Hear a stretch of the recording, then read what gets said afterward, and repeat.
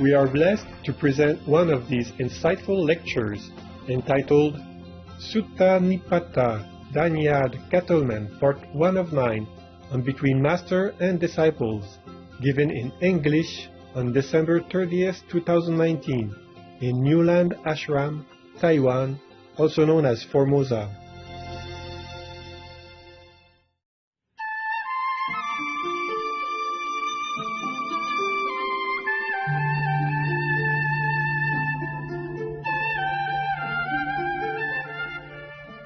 Hello， 哎，小庆 camera，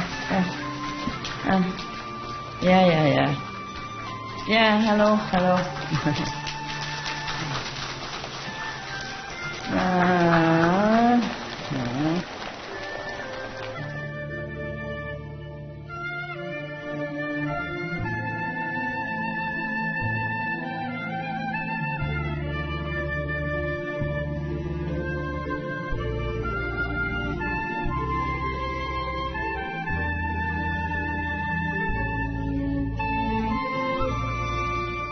OK， 男和尚2位哈，三个，过来，这是你们几位和尚的东西 ，OK， 我叫他们买的，打开看看，一样的话打开看看，给他们看看，那个是给他们一包一包拿走的，一样的哈，真的吗？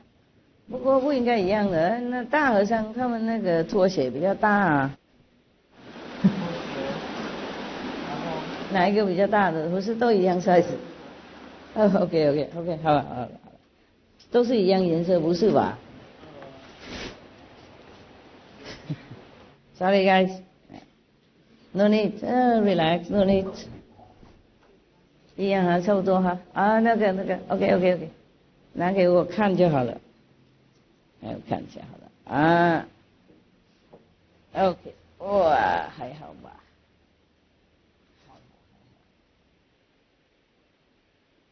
放在他们后面，等一下看看哪一个适当就穿，不适当不穿 ，OK 。对不起啦，他们台湾人应该知道和尚是穿什么东西啊，中国人不可能说不知道了。越南人也不能说不知道和尚是穿什么的，颜色呢深一点差一点是还可以，就是这个是演戏用的你们拿出来哪个能用就用，不能用还给他们好吗？对不起了，帮忙一下，我一个人真忙不过来，我刚才想早一点过来，而是又被最后那个电话最后那个文件呢就挡掉了 ，OK， 挡了一点时间了一个文件不是这样接着走，不是啊，那联系很多东西，要看看对不对等等 ，OK。How many of you are Westerners? Come here and sit around me. Come here. You don't see me often. Come around, sit in front here, in front there, and in front here. Okay?And when I walk on your shoulders. You carry me. There's some more here. Just joking, my God. You guys can't take a joke? Yeah, you see, I have to be like a general of the army or something. 欧阳。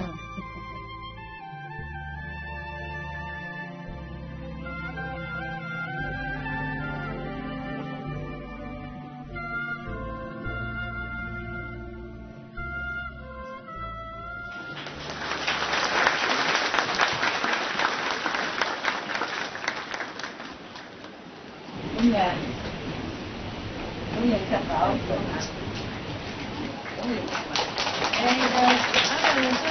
OK， 你带下去给他们不用动了，不用动，很难走了，现在都会站。公羊汉堡公羊汉堡，我把剩。然后那个等一下你们处理 OK，呀，帮忙处理一下，我真的太忙了。Okay 啦 ，Do you understand what it means by losing worth? Every little thing makes me lose face. Yeah, make me yell, make me angry. It's just provoking like that because of the loss of worth. And even if the protectors are standing around, even if the angels are around, they cannot do anything. The losing of worth made people slander Buddha. The losing of worth made people crucify Jesus. The losing of worth made people persecute Prophet Muhammad, peace be upon him, for example, or not listening to Guru Nanak or Krishna or whomever in our history of spiritual hierarchy. Do you understand now why the Master has to suffer? Because he has many disciples. The more disciples he has, the less worthy he becomes in the spiritual domain, meaning other gods cannot help, angels cannot do anything. He's à la merci of whatever world he stays in. And if it's too much, then of course the Master has to be maybe, crucified like Jesus Christ or Prophet Muhammad, peace be upon him, for example. If not, then there will be slandering him or her or doing anything at all, just every day provoking trouble. So that the Master looks very bad, lose his face, looks like an ordinary person, gets angry, yells. There's no respectful type of behavior. These are some of the small examples that you can see. Otherwise, you don't know what it means by losing worth. Otherwise, why do you think the Son of God, Jesus Christ, so mighty, Son of God, had been harassed, chased, hunted, until finally they killed him in such a way which wasn't a criminal? They even forgave one of the criminals at that time, and instead they crucified Jesus in his place.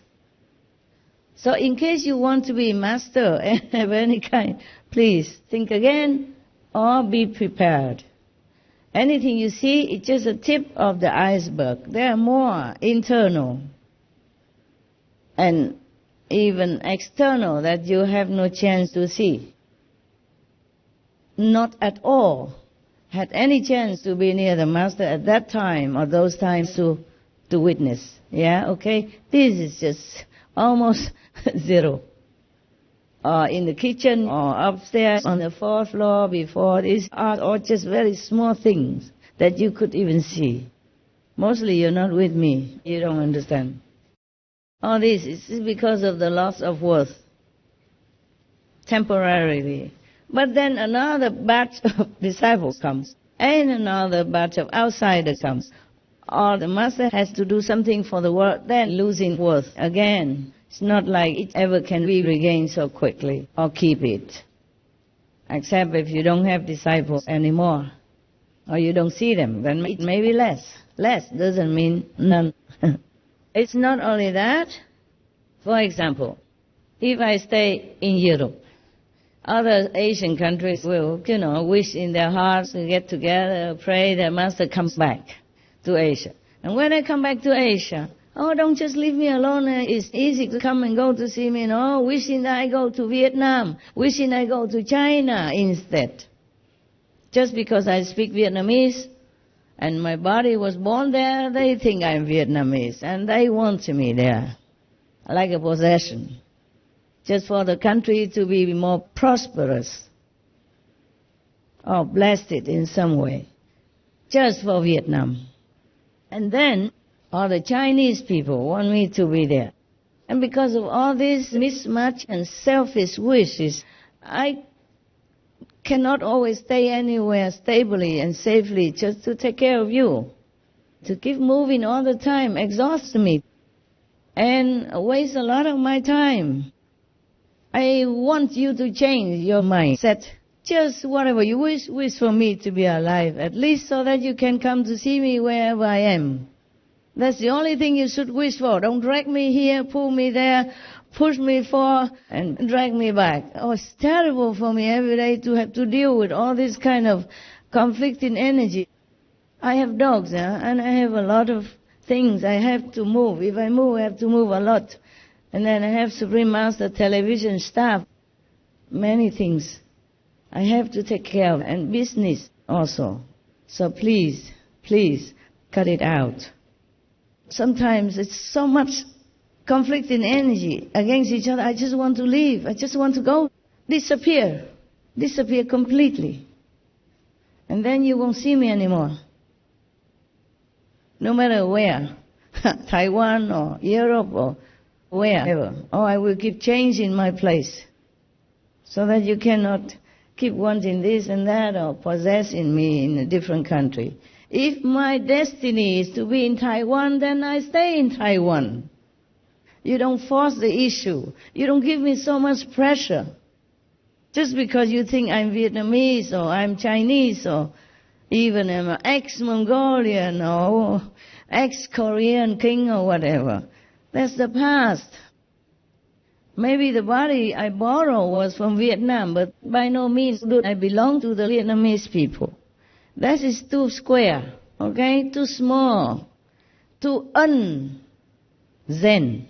yeah? Too un-practitioners of higher altitude. If you want to really liberate yourself, and even your families, your generations, your country, just practice hard, sincerely, for the sake of yourself and for all beings. Do you see I treat my family specially in any way ever? Yes? Even my family members. Of course I wanted them to sit here, but they say, never mind, we also disciples. We will sit down there. My sister and niece and nephew, they never want anything special. Did you ever see me sitting them right in front of me at your expense? Yes or no? Ever? No. And even last time I could not come out to see you for some sad event I didn't want to tell you about.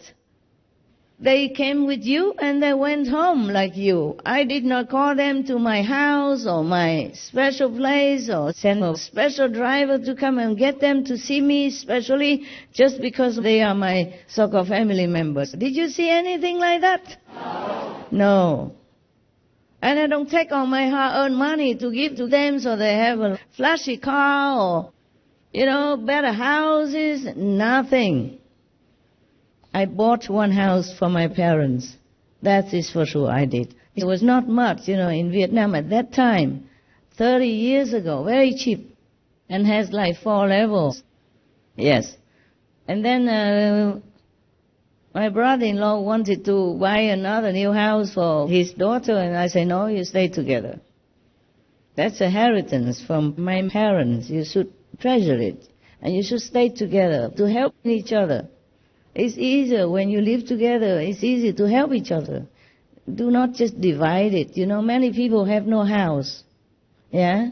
Not even a tent, a roof over their heads. Many refugees have nothing with them when they run. Just their lives, even if they can keep it. You know what the world is like, right? Why don't you compare to the lower income people or the less fortunate people? Why keep comparing to the higher up? Huh? You say you want to follow me, you learn from me, you learn nothing. Huh? You complain about water, about toilets, about everything. I complain about water just because it's dirty, unhygienic for me. And I am not young anymore just to take anything. I protect my body for you. Because I know you want me alive. Oh, don't you? Yeah. That's for sure. I tell you truly, honest to God, and all the angels around here, that if I die right now, I have no regrets. I don't care about this life to hang on to it. The more I live, the longer I suffer, that's all. Is this very clear to you, or? Yes. I truly live for you, for the world, for the animals, for all beings that suffer, that I have not enough chance and time to save. I want to live longer, as long as possible, until the world is all peaceful and loving and kind to one another. Then I don't care where I go, whatever they do to me, however the karma, treats me. Right now I have to take good care. That's all. And now they want to change my water to the tap water, meaning the community water from the government. They said, it's safer to drink. I said, no, it's okay. Before it wasn't filtered. So I asked for a filter, that's all. Now it's filtered already. Why change now? And now even in retreat, if I survive until now, I continue to survive. And the water is okay for me, I consider that very good. I'm lucky already. The old times, the Buddha sometimes went out, didn't have good water to drink, not filtered water. They have to use chasa, their clothes, a corner of their big robe, big blanket to filter the water and drink. I am very lucky already. I am really grateful in my heart. Every little thing I have, I'm grateful. I earn money by my own means. Okay, I could have a palace. I could have at least a decent house, but I have never asked to build anything for me except some already existing house, and I sometimes bought it for the disciples. And then later it's too small. I will buy a bigger one. It's for everybody to use. I could have asked to build me some castle, smaller castle or something, long ago. I did not. I'm not happy even if I live in any luxurious house. I was very happy to live in the cave. Until they told me, Master, it's 21st century, you don't live in the cave anymore. I said, what's wrong with the cave? Very nice. But then they asked people to come and check, and the cave is corroded. It could collapse any time. So because of safety, I moved out, truly, reluctantly. I made the cave cozy with a beautiful double tent, and I have everything I need. I didn't even need the table because they make like stone table in there. That's perfect. When I first saw the cave, I was in love with it immediately. I couldn't wait until next morning to move. I moved right at midnight after group meditation. Yeah, I would love that cave. Honestly.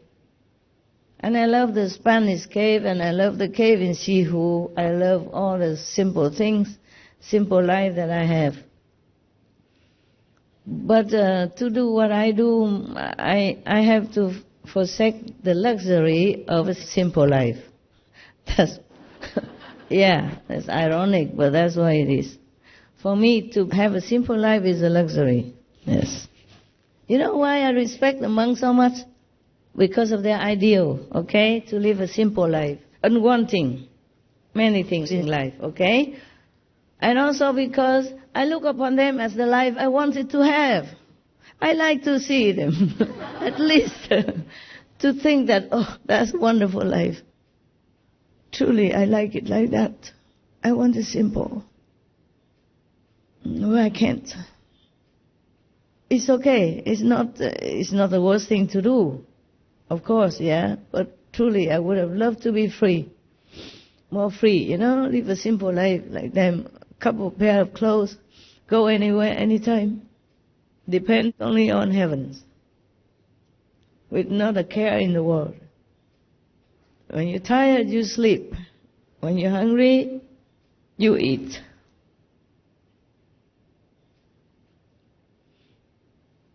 Everything is illusion anyway. What for you want this, want that? And what's the use anyway? And I'm old now. I know even better to know that you take nothing with you. Okay?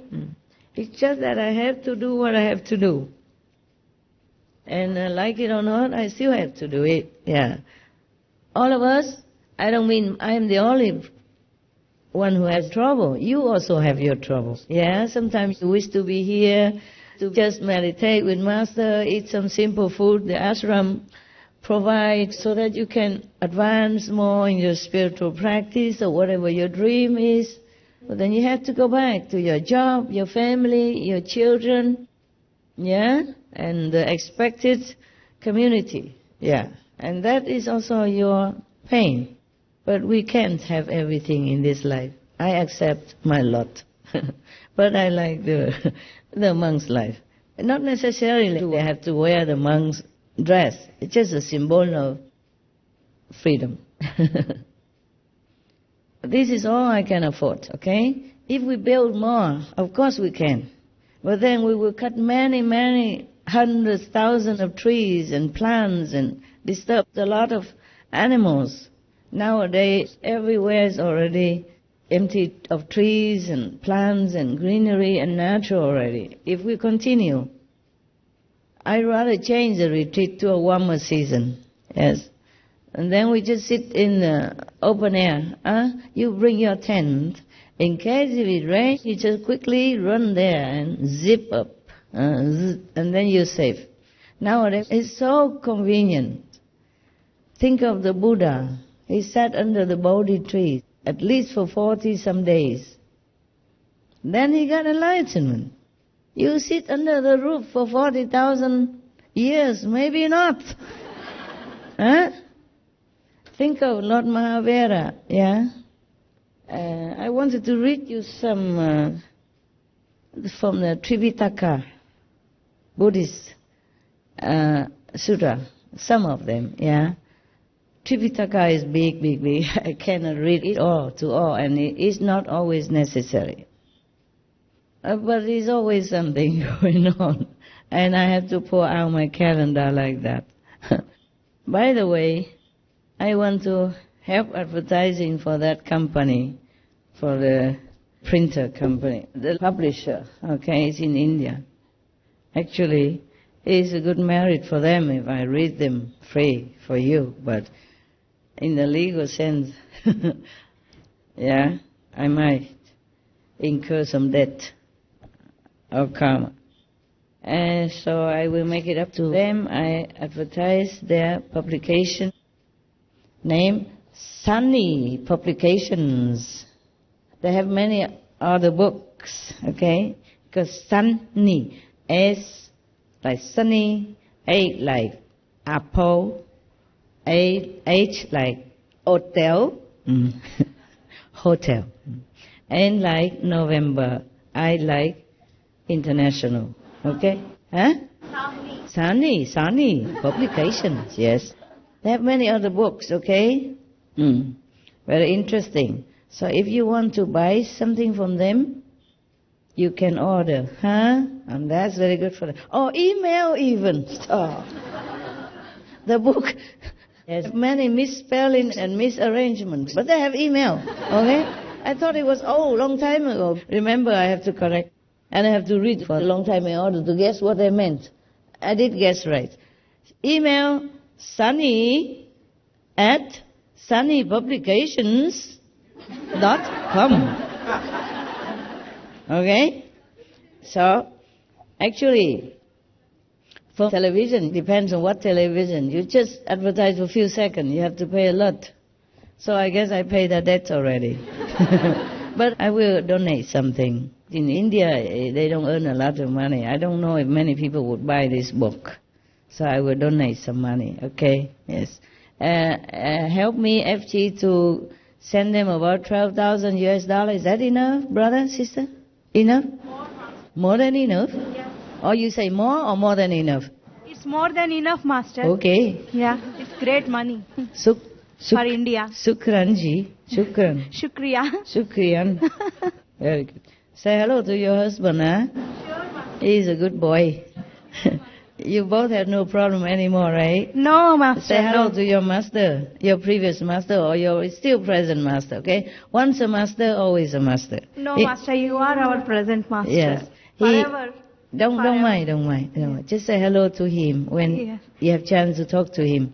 Actually, he wants to come and see you, Master. He asked us last time when we visited He wants India. to see me? Yes, Master. Wow, please, welcome. He wants to come and Anytime, we will treat him like a king if he comes. And he can talk here in my assembly. Okay. And teach them something. Because he has been teaching you and made you good disciples. I am in debt to him. Tell him I am Sukren Ji, Master Ji. Okay? Thank you, Master. Yes. It's not him who made trouble, it's the gods, the lower gods who think you should not go any higher. So after you reconcile with them, they let you free. Okay? Yes. Yeah.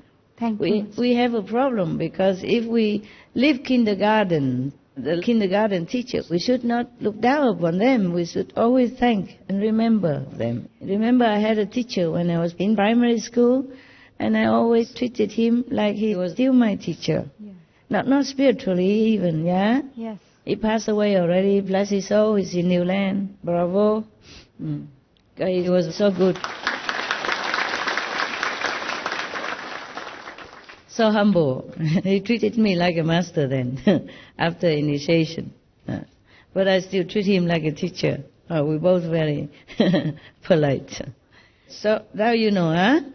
Because there are more things behind those stories. I told you there are more things, okay? More things. But because I read that, the last story I read that is forbidden to transmit or to copy, or so I stop it. So if you want to read more of that, please buy this book, okay? Yeah. Called The God of Peace, Lord Mahavira. Bahut? Bahut acha. ठीक है? ठीक है? ठीक है? ठीक है. I know some Indian Hindu, but I didn't live there long enough. Didn't have enough time. I was busy helping the masters.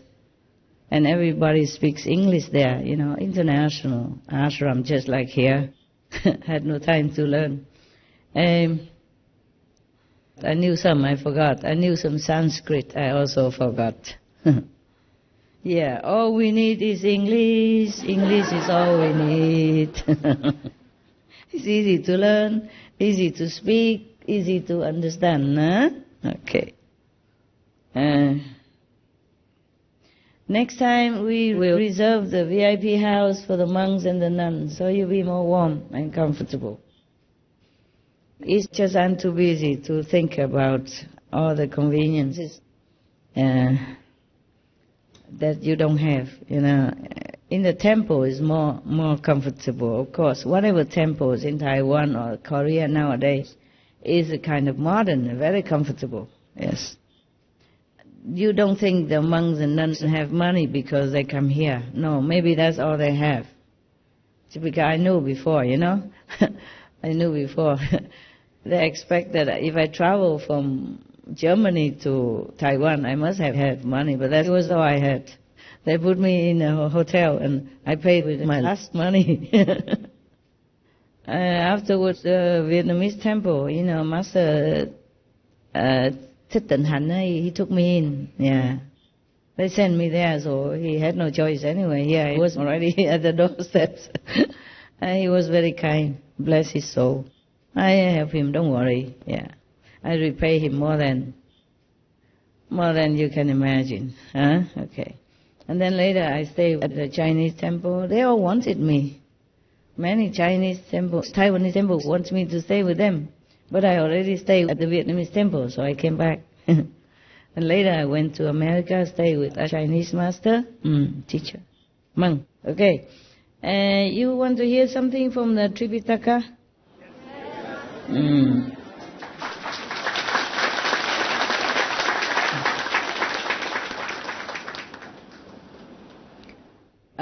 Yeah. This is from the Sutta, Nipata. Okay?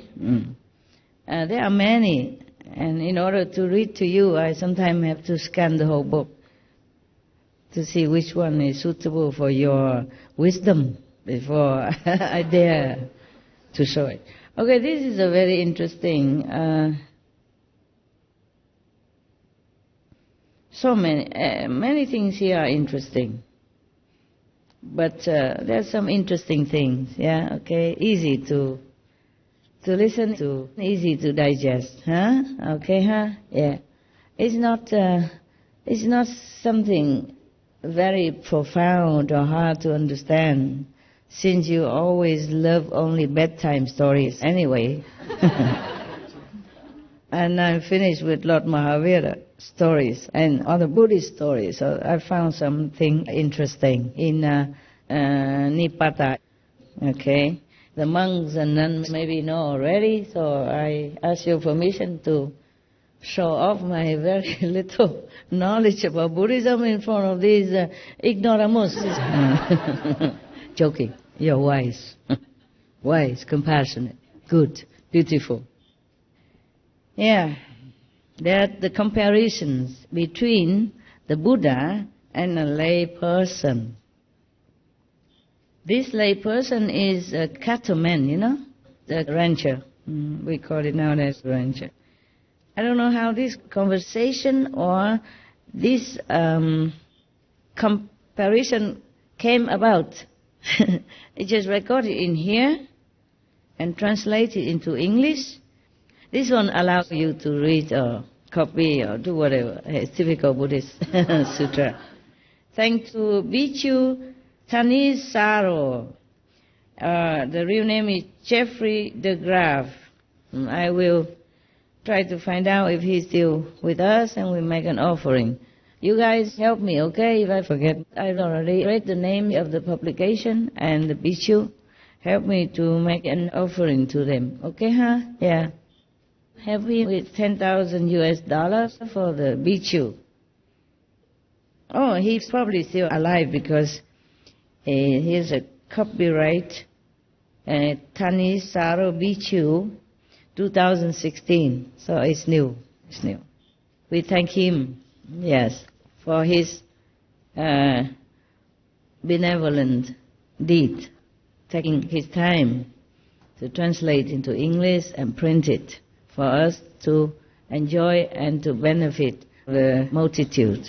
May the Buddhas bless you and keep you in Nirvana forever. Unless you want to come back and play with us, the ignoramus. Ignorant beings. I read it and I have picked some here for you. I marked it. Yeah. I cannot read all of this now, but maybe another time, okay? Whenever we can. Now, this is a comparison between the Buddha and the Cattleman, the rancher. It's not explained here how this comparison came about.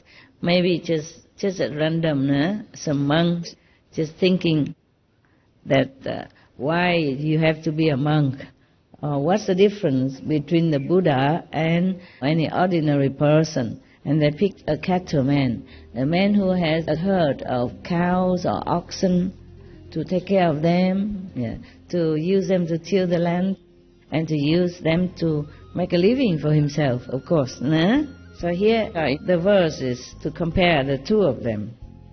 The word enlightened one, word honored one, and the cattleman. Okay.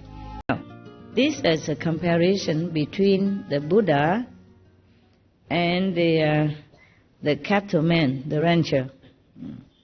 It's not explained here how this comparison came about. Maybe just at random, some monks just thinking that why you have to be a monk. What's the difference between the Buddha and any ordinary person? And they picked a cattleman, a man who has a herd of cows or oxen to take care of them, to use them to till the land, and to use them to make a living for himself, of course. So here the verse is to compare the two of them. The word enlightened one, word honored one, and the cattleman. Okay. First, the cattleman, as if they were speaking with each other, like a conversation. Like the cattleman says something, and the Buddha says something else, like opposing it. Yeah. How many of you know this? Nipata, Cattleman and Buddha. How many of you nuns and monks know? Did you have time to read this? No? Yes or no? No, no time. Oh, it's a lot. Okay. No? No? No. Okay. I also know. First time I read this. I read many other sutras, you know, those easy ones. Lotus Sutra, Amitabha Buddha, Medicine Buddha Sutra, Diamond Sutra, blah, blah, blah, blah, but not this. In Vietnam, we don't always have the chance to get hold of too many sutras. You know, maybe they have some in this temple and some in that temple. Yes. And in the Western world, it's even less now.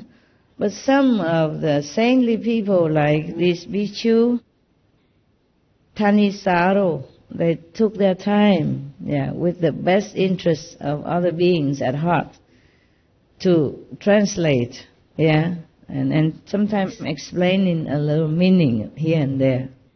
So we definitely are very grateful to the great Bhikkhu. Okay.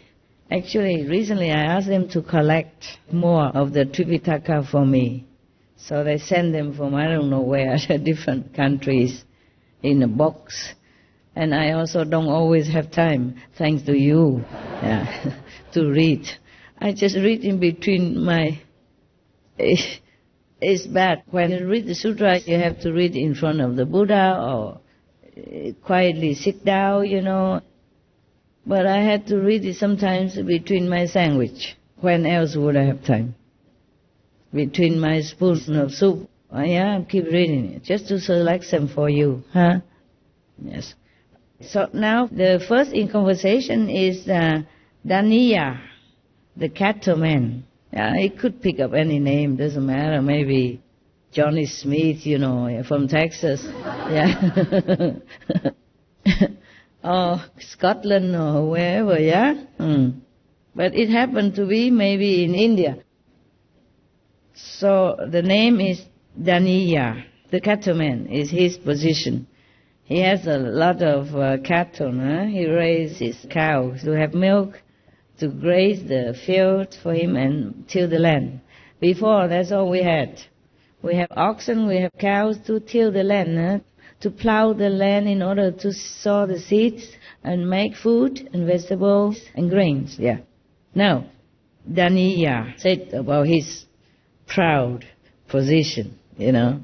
Of course he's proud, he's independent. He has everything he needs, a lot of cattle. And cattle, they give birth to more cattle. Therefore, they become more and more prosperous due to that. People sometimes, they raise animals just to multiply them, like sheep or whatever. They do that, yes.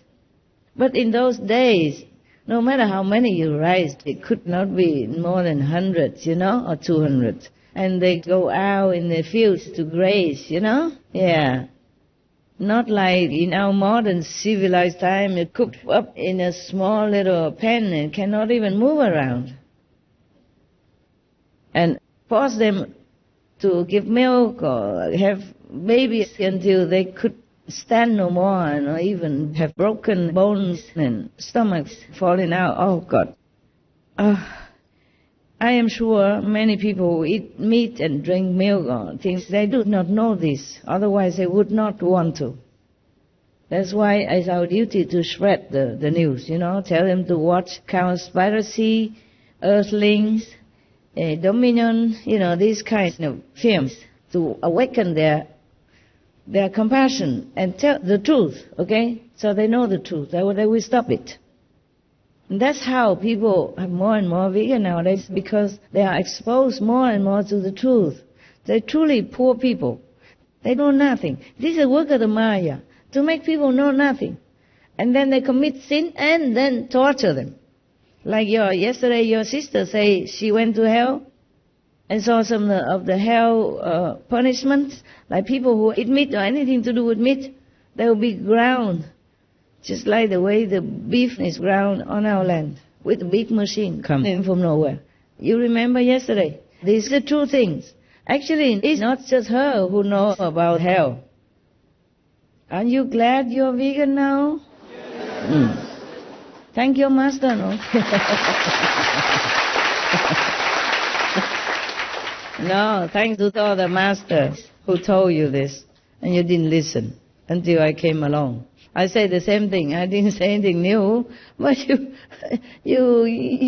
You changed. And you didn't listen to the Buddha. Buddha also taught you to be vegan, make peace, no? Jesus taught the same. All masters taught the same. And why did you have to wait for me to come spoon feed you, And oh, correct, master, we vegan, go be vegan now. Sorry, the calendar comes out by itself. Otherwise, I could read very fast again. I finished. And then I could go. It's just my destiny. I have to come talk to you. Before, I talked very little, very shy. Didn't say anything. One time when I was a very little girl, in a primary school, because I was a good student, excellent student. Top of the class, Yeah. So there's one American or English, I can't remember. He spoke English anyway, came to visit our school. Yeah. Sometimes the director from the education department also came to visit us. They visit different schools, they do that. And then that day, one of the directors of the education department came to visit us and brought along one English-speaking Westerner. Yeah. And he came and asked me, how are you? I understood nothing, of course. But then the director translated. It's for me. I didn't even answer anything. I was too shell-shocked. Who is this guy? I never saw this kind of man before. All I saw in my district was just cows, cow herds, farmers, my parents, my sister. I never saw a Westerner before. So I was just shocked and just standing there, saying nothing. Didn't answer at all. And they kept repeating again, didn't answer at all. Well, that's shy, okay? So shy, so shy. But I was always taken out of my shell to be introduced and even lent to another school to sing for that school. As if nobody else in the world knew how to sing.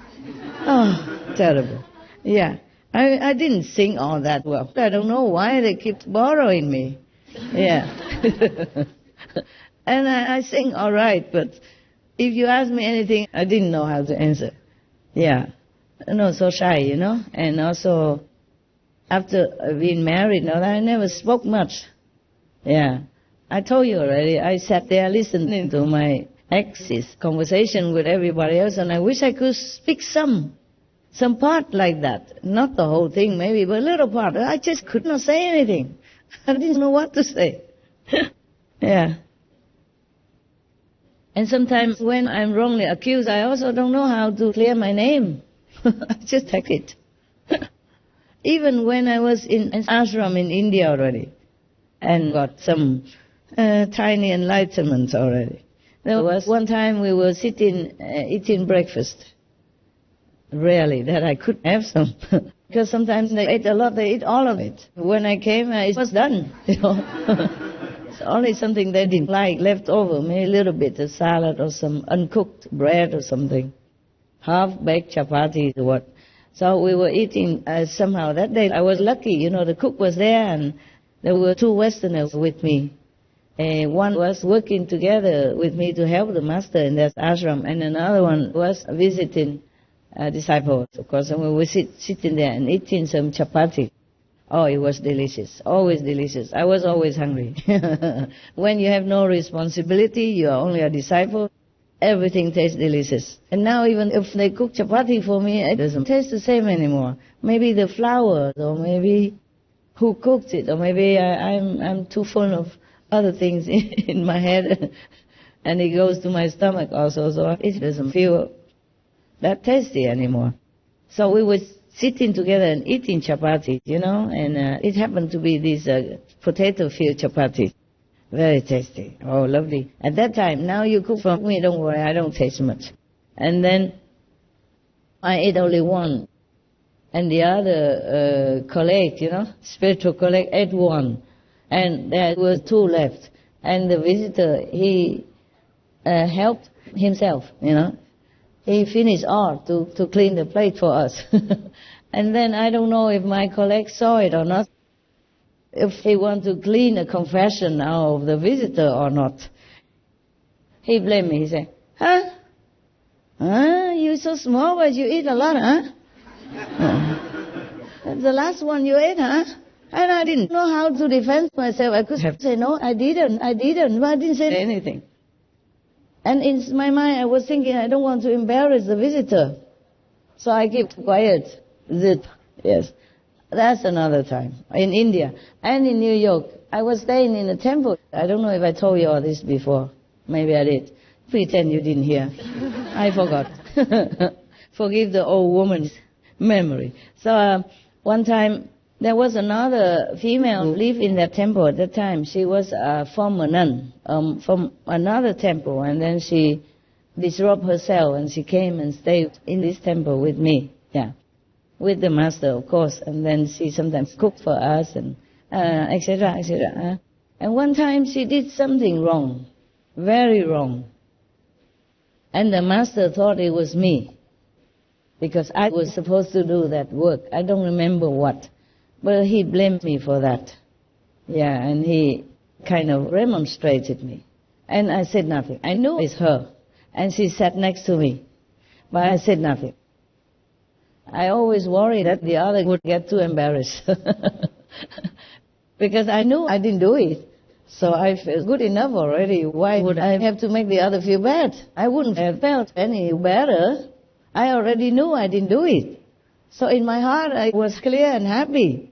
So it didn't matter. Why would I have to make another person feel bad? Because that would make me feel better than I already do. Yeah, that's the reason. In my conscious mind, I think like that. It was not the first time, and many other times like that, and I'm happy to take the blame. I don't really care. Because in your heart, you know you didn't do it. It's not like a life and death matter or something. Yeah. But if it was for somebody else, I'd be too outspoken.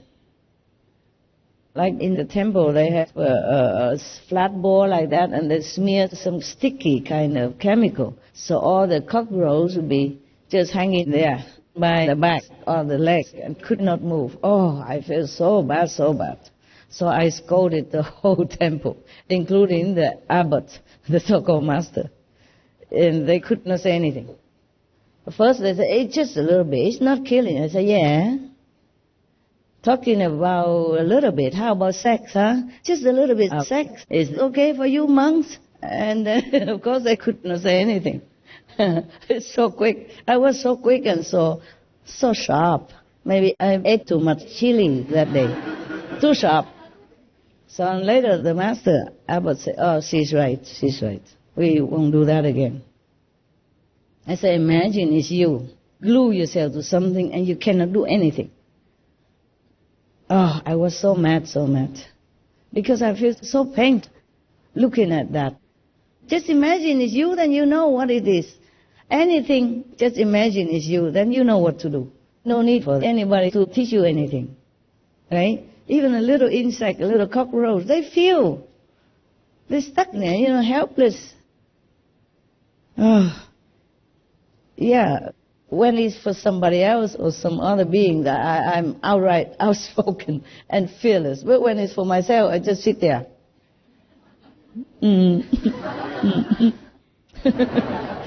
I sometimes wonder why also.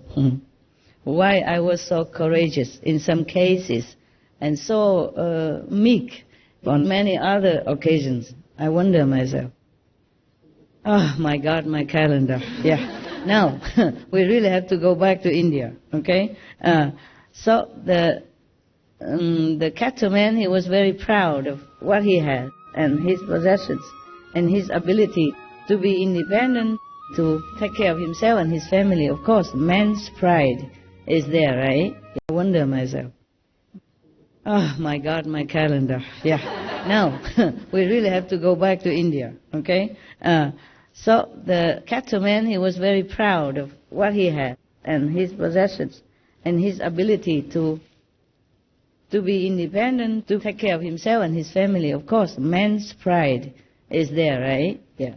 He said this verse, the rice is cooked, my milking's done. I live with my people along the banks of the Mahi. out one of the rivers, I guess. Yeah. My hut is roofed, my fire lit. So if you want rain God, go ahead and rain. Meaning he feels so safe in his mundane achievements. He has everything he needs and security, yeah, so that he proudly proclaimed that even if rain comes, he's not afraid. Go ahead and rain. Yeah, even challenging the rain god. It could even be wind god or, thunder god or typhoon god, whatever. Yeah, meaning he is too strong, too safe, too secure to worry about it. And now, the Buddha. The Buddha said no. They just said the Buddha and the column. Yeah. Free from anger. My rigidity gone. I lived for one night along the banks of the Mahi. My hut's roof is open. My fire out. No more fire.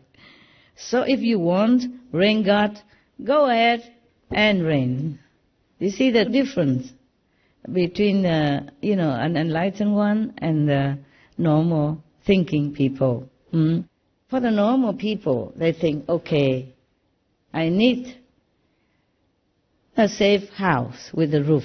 I need my cattle. I need my wife. I need my children. I need my servant or whatnot, huh? He has everything, yeah, to feel safe. Of course, in this world you need to protect yourself from the elements. And of course, that's rightly so. But to be proud of it, the way he talked, it implies some little arrogance to me, yeah? Ego. Like, look at me, huh? I am so good, huh? I have got everything. Yes. I know how to protect myself and my family and everything in this world. I am tough, okay? But the Buddha has the opposite. He has nothing. Even his hut, if he even had any hut, a roof, no roof. Maybe he meant he had no roof at all because there was no roof. So what kind of hut that has no roof? Meaning he just sat in the open air, like he sat under the Bodhi tree, for example, yeah? And then my rigidity gone. Means he is very flexible now, yeah. He got rid of all the concepts and all the prejudices and all the things that people cling to feel safe and sound. He needed nothing of that. They were all gone. Got rid of them all. Now he was so free. At the moment, we still cling on to something we like or not like, or prefer this, or must have this, or must have that. Then we are still in the frame, yeah, of Maya, in the control of Maya. Buddha has nothing. All his concepts, prejudices gone. So he was just free, very supple, very soft, very free, very just flowing. He lived for one night, meaning you never know what's tomorrow. He didn't care. To live for one night doesn't mean Buddha is dying tomorrow. Today your ego is lower, I can see that. No, actually, yes, it helps. You have less ego. You can concentrate better. Yeah? Sometimes I find that whenever I praise somebody, like I appreciate their work, in my sincerity, I thank them. And the next day they mess up. Oh, Master knows my worth. I am somebody. Even the Master praised me. Imagine, he wants to even broadcast on SMTV even. Then he messed it up, yeah? So it's like maybe in the kitchen, that's why they mess up, The sister who want to give me food, she crawled all over on top of my food, yeah, and my computer where I was working even, just to put food on the other side. Because the other side was empty, yeah. So I say, go to the other side, go on the other side. And instead of go behind me or go behind the divider through the kitchen to go out, there is a way to go out. Everybody can go on both sides to serve the people, because a lot of people, when they go on both sides to serve, not just one side. She didn't go. We didn't have enough room. At that time, I think there was a Vietnamese people, right? Vietnamese that day, right? Maybe Vietnamese or maybe Chinese elderly, yeah. And we have no room. Some people have to be turned out. So I told all the hufas to come sit around me. Just bring a small chair, sit around me, so other people can come in to sit with me, to sit in the kitchen. So instead of going around behind me to go to the other side, she went behind other hufas and told them, move. She went in front of all the nuns and moved all the chairs of the hufas. Tried to thread her way in to go to the other side right in front of me, in front of all the nuns, and in front of the monks as well. She just had to have her way. Okay, I go to the other side, but you watch where I'm going. All the hufas had to move and click, crack, all the chairs and the nuns right in front of their food and everything. And just to put a spoon on my table, watch. The spoon, okay? She forgot the spoon or something, so she brought a new spoon. Then she put it there, okay, for example, on the table. And then she didn't like it, she put it there, and still didn't like it, move it, put it there, and still didn't like it, move it down there. I said, just go, please. Leave it and go. Really. I don't know if the Buddha has more patience, I don't. They eat it up every day, my patience. Everybody eats a little bit, and then my patient becomes like a skeleton. You understand? Good that I wear this kind of clothes. People think I am no good anyway, so nobody criticizes too much anymore. If I wear this kind of clothes, I better behave, you know. The monks and nuns all behave, can't talk, can't move, cannot do anything. Even if you didn't do anything like the Buddha, just stand there. When begging for food only, that is still criticized and wanted to kill him. And Jesus didn't do anything harmful to anybody. They still wanted to kill him, etc., etc. Many other masters same. Sorry, this world is scary. Lucky that you're going with me. Who else would protect you here, right? Even the law, sometimes they make it wrong. Misunderstandings, prejudice. Yes. There was a man in America. He sued the court or sued the legal system because they were prejudiced against him because of his name. His name was Rob Bank.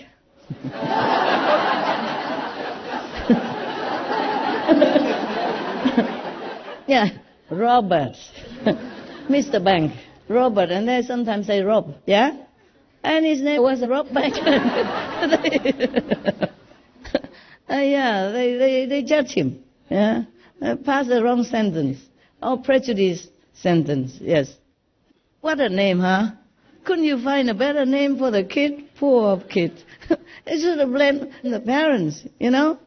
There's so billions of names, why give him such a name, a combination? Poor thing. It's a true story, no? Now, to live for one night doesn't mean the Buddha thinks that he will die tomorrow. Why does he say that? I live for one night. Could anybody explain to me? It's a time for the exam. He's living in the present moment. It's true, yes. Meaning you live your best as if you are dying tomorrow. That's why I always tell you, whatever you do, give it your all. Do your best. As if it's the first thing that you ever have the honor to do, the most honorable and the first thing ever you get a chance to do, and as if it's the last thing you ever can. That is what it is. Yes. So the Buddha say, I live for one night. I love this sentence. You live for one night? Maybe you do with your children, your husband, your wives, your girlfriend, boyfriend. Don't think you should. So after this you go home, huh? Live again, huh? I like that very much. Along the banks of the Mahi, meaning he had nothing. So that means when he say my roof is open, it means he lived in the open air, just on the bank of the river. Nothing at all, no roof, no walls, no hut.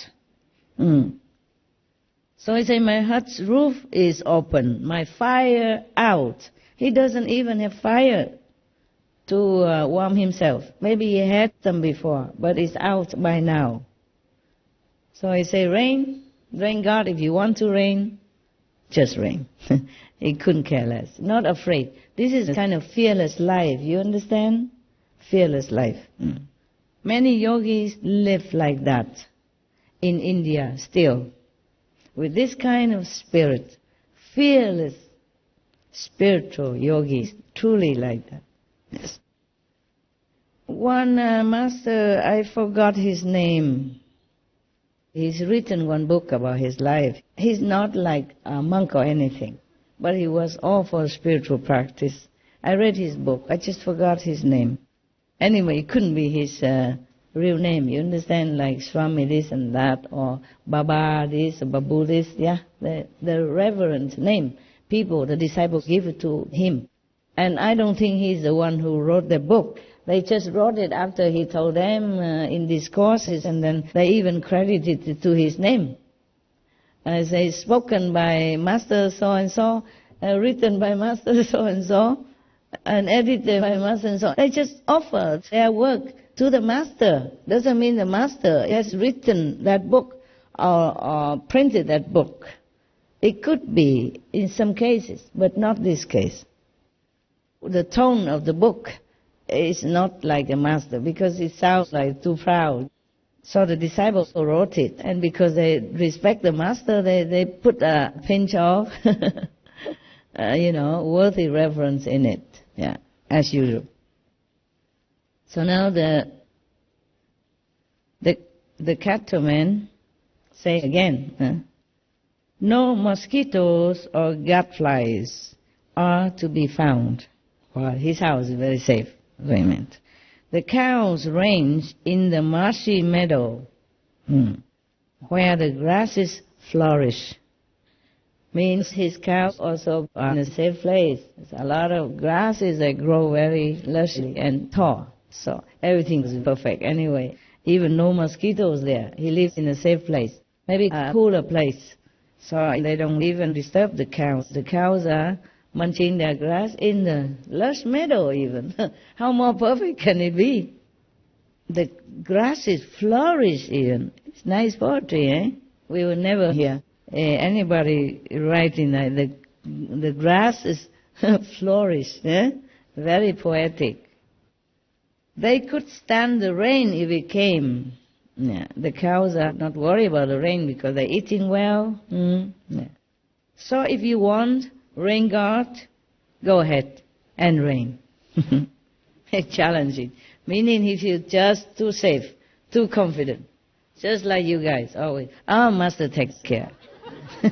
Master knows everything. Master does everything for me. No problem. What a life, huh? Yeah, good luck. Why is that? Huh? Why is it that you take in your money by yourself? You cook the food and eat by yourself. Eh?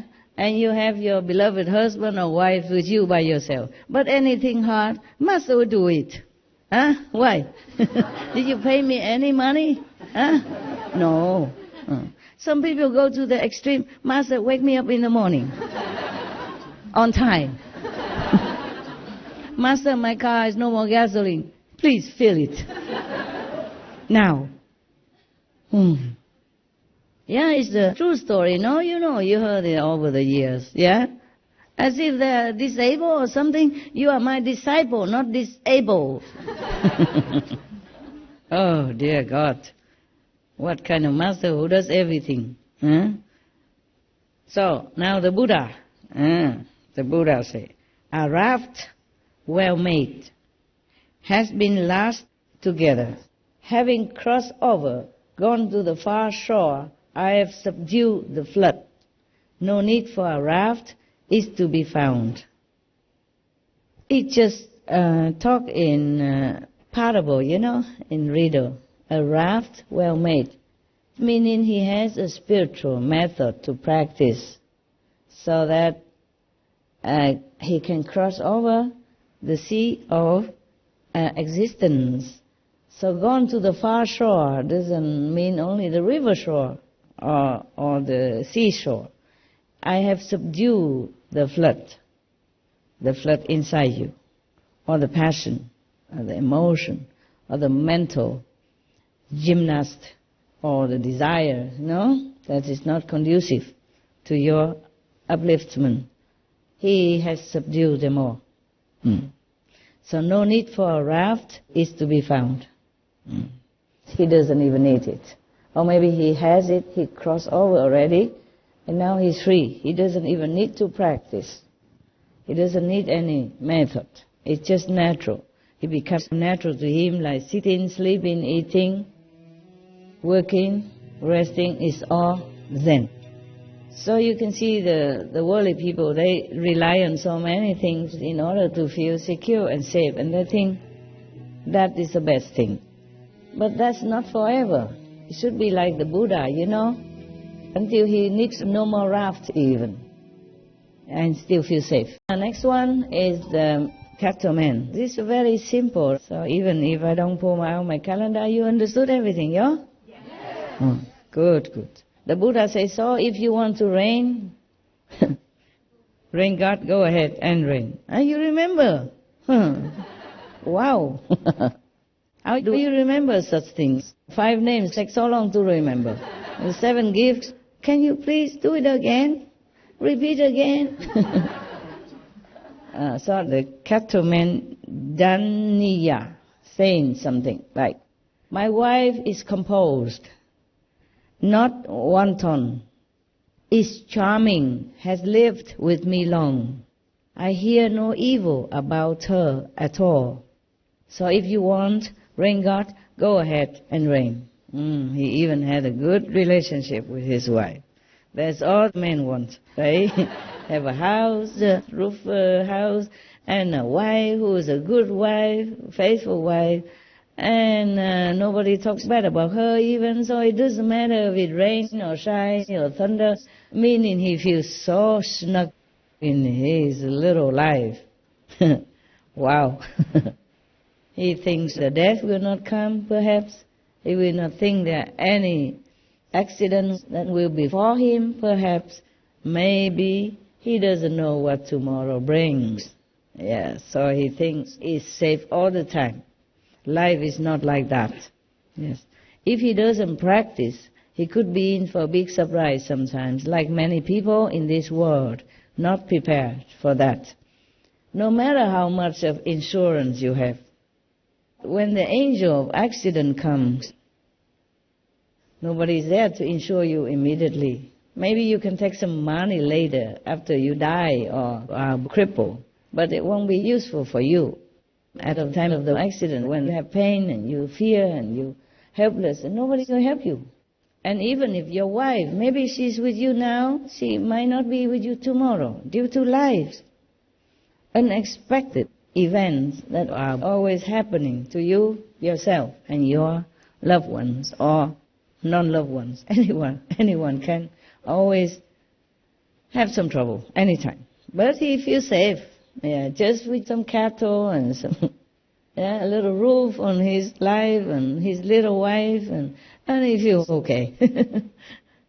Rain God is just a symbol for rainy days, a day that you don't expect some trouble, but he has all covered, he thinks. And the most fearful situation for all men and women is that his wife or her husband betrays them. Husband or wife betrays them. So even his wife is good, so what more does he want? Everything is perfect. He's all snug, feel safe, all covered. And he thinks it's going to be like that all his life. Might be, maybe not. So the Buddha doesn't rely on any of that anymore at all whatsoever. So he said, my mind is composed. Instead of the wife is composed, the other, himself. The Buddha say, my mind is composed, released, has long been nurtured, well tamed. No evil is to be found in me. So if you want rain God, go ahead and rain. The thing is, his mind is already all empty of anything that could entangle you in this world, attract you or catch you or make you imprisoned.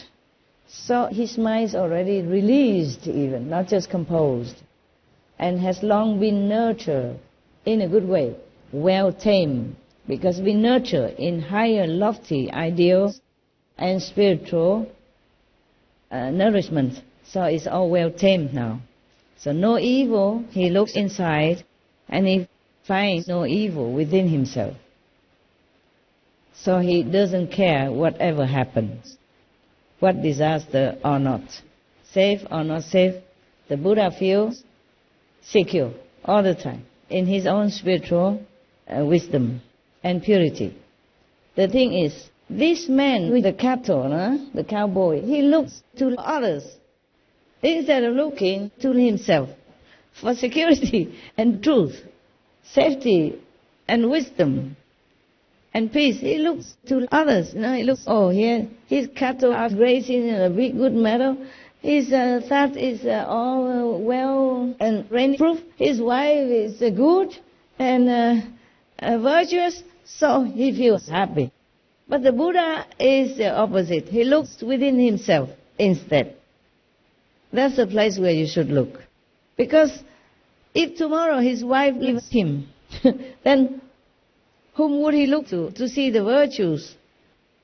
And if the cattle was dead or something happened, some disaster, some sickness, dead, then how could he feel that everything's okay in the meadow, nothing anymore, no cows anymore? And what if the drought comes? There's no grass in the meadows, no water. What if something befalls him and his fortune so that he has no money to repair his roof, or even he has to be forced to be out of his house? Then where would he look to for security and safety? Everything is transient in this world, as you know very well. Many people, very rich and famous, suddenly everything is gone for some reason, or disaster befalls them. We can see nowadays plenty, disaster, and a lot of houses kaput in no time, and people lose everything, including their loved ones that they were so happy with. So the wise thing is to be like the Buddha. Look within yourself and rely only on yourself, because you have the Buddha inside. That is the person you should look to and rely on, and be happy in his company. Your Buddha nature inside. Do not look to the other person. Yeah.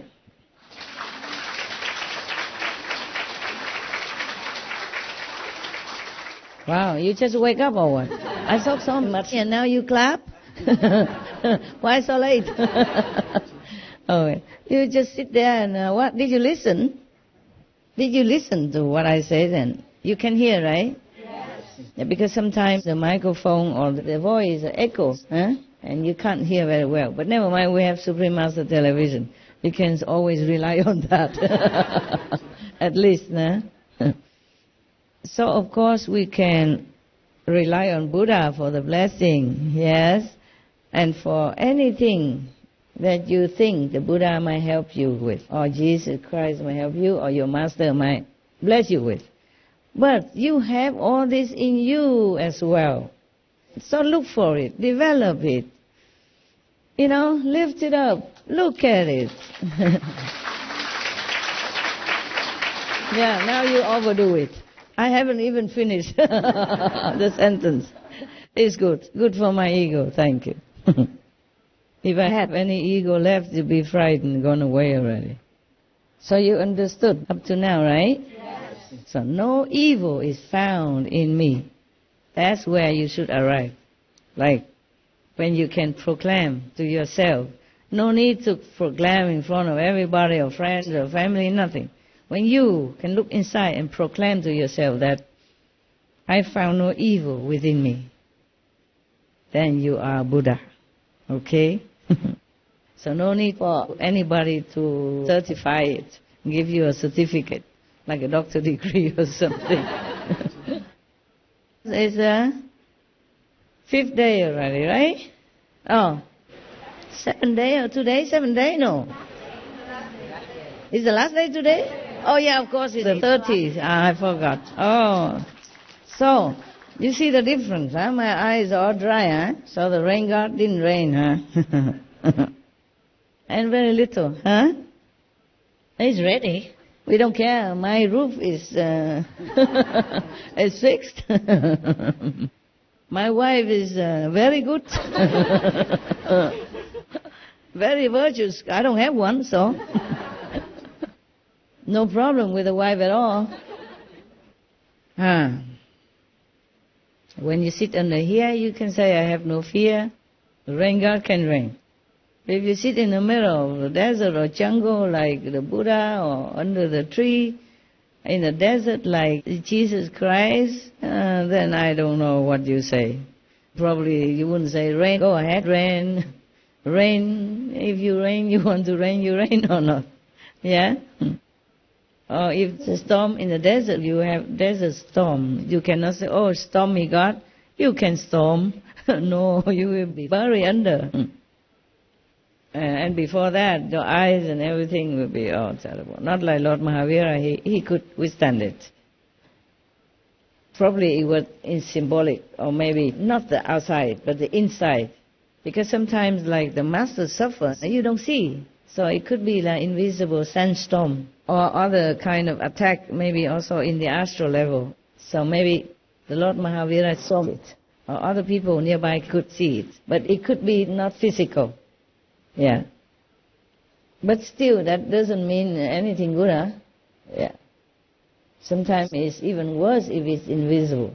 Just like some people, some witchcraft, they use invisible knife to kill people. And the person doesn't see any knife around him or in his body, but is suffering a lot. Some wicked black magicians, yeah. The Cattleman continued, huh? He said, I support myself on my earnings. My sons live in harmony, free from disease. I hear no evil about them at all. So if you want rain God, go ahead and rain. Yes. Wow, it's a perfect life, huh? To be honest, in this world, the life he has is perfect, 100%. His wife is good, there's no trouble from her, so that any other people can come and blame him or make trouble for him. His sons also live peacefully with everyone and with each other, so he truly has no problem in this life. Yes. And even the sons have no problem with anybody outside the family even. So it's all perfect, yeah? It seems perfect. But listen to more perfection, a more perfect life. The Buddha. I am in no one's employ. He has no boss. I wander the whole world, like the monks. Yeah. On the reward of my awakening, no need for earnings is to be found. So if you want rain God, go ahead and rain. You know everything. What for do I keep saying anything? You see, one relies on every material thing that he can earn and keep to make him feel safe and proud and, secure. One relies on nothing, absolutely nothing. He didn't even earn any money. He has no boss. He has complete freedom. Yeah. So he wandered around anywhere he wanted to. And he earned the reward, his upkeep, by his awakening. Yes. And no need for earnings is to be found. No need to ask him how much he earns a month.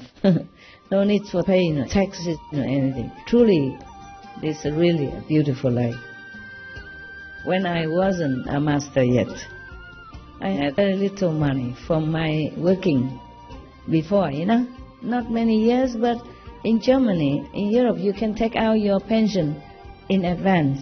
And I even took that and offered it to some masters, or any ashram where I stay.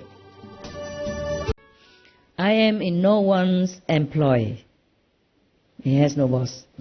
I wander the whole world, like the monks.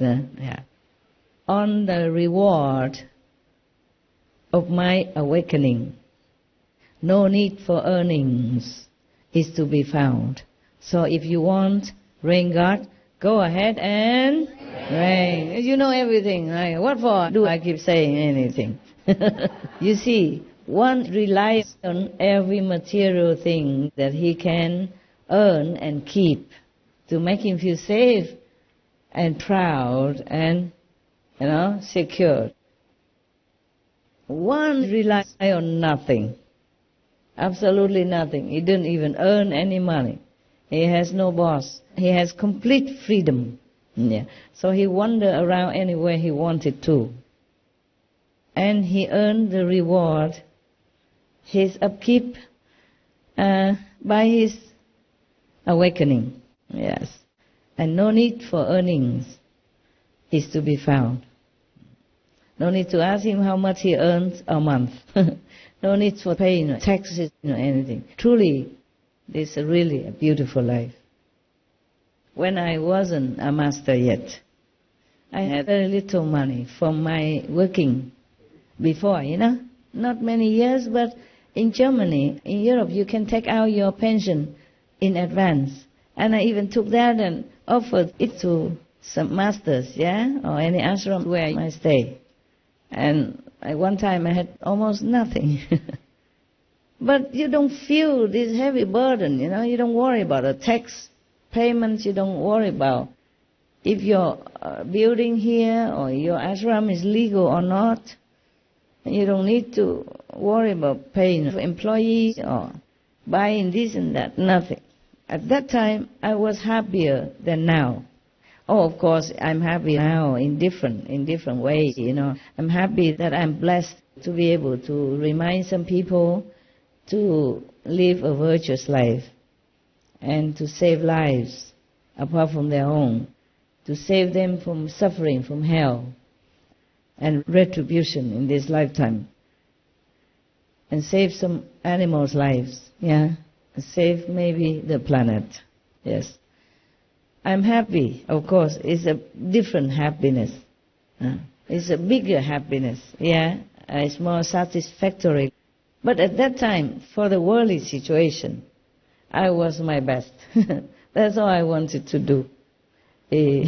Not to worry about anything. Not to have a house to even to pay a mortgage on, or to pay tax for my motorcycle, whether or not I pay tax on time or not. When you have something, you always worry about the things that run after you. The tax, time, the business, all kind of things. If you have a house, and you have to worry about it. If it's leaked, and then you have to keep cleaning it, So truly, if I could have stayed in India, continue the life of a so-called disciple, or gone from one ashram to another, or just wander around with very little possession. I had little. I have only 2 pairs of pyjama, Punjab, and a stick, wooden stick that I found in the forest. I truly understand what the Buddha was saying, The life of no burden, no regrets, no connection with anything but connected to everyone. Feel so light, so beautiful, so free. I had less than what I have now, very, very much less. As I have told you already, I could eat some chapati. I baked myself with the wood I found in the forest, dry wood, and just some water, and then boil the water and drink. And sometimes I couldn't afford a samosa because I couldn't say no to myself, but otherwise I could not really afford it. I didn't have a lot of money, but I felt so good. Compared to now, physically speaking, I feel like a prisoner nowadays. I can't go anywhere without being recognized. Even my own kitchen, want my attention instead of giving me what I need. They want what they need and make trouble. Just to go near the master and want to chat, or one master to look at you, maybe touch your head, etc., etc. So much for selflessness. Selfless, lecture all these years. Humans are humans, they don't change. So now we continue with the two opponents. You can see the opposite, huh? You can see the opposite kind of life. Which life do you prefer? Tell me honestly. The life of a Buddha, wandering monk, or the life of the cowherd?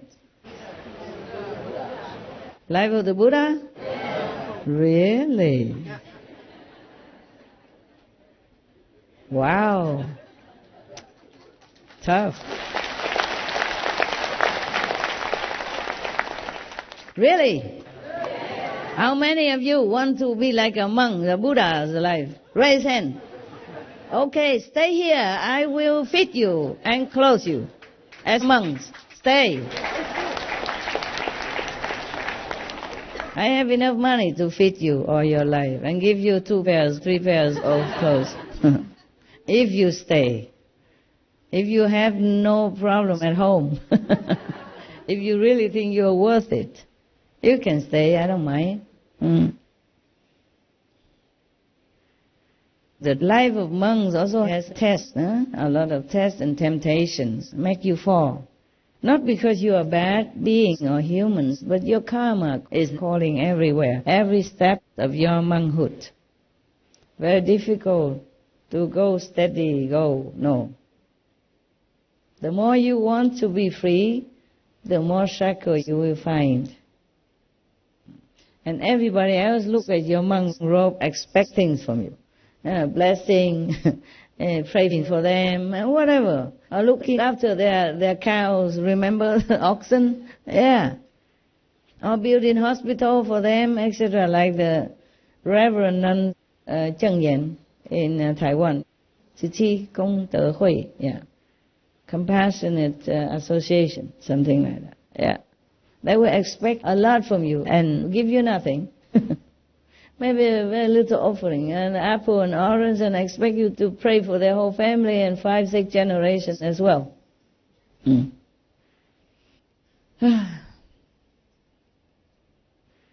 They will not just be with you, respect you, but they expect things from you. That's what makes many monks and nuns' lives difficult, because they cannot fulfill the expectations of other people who do nothing, just want things from you. When I was invited to be an abbess in a small temple newly built in Germany, oh my God, I wish I had never accepted that invitation.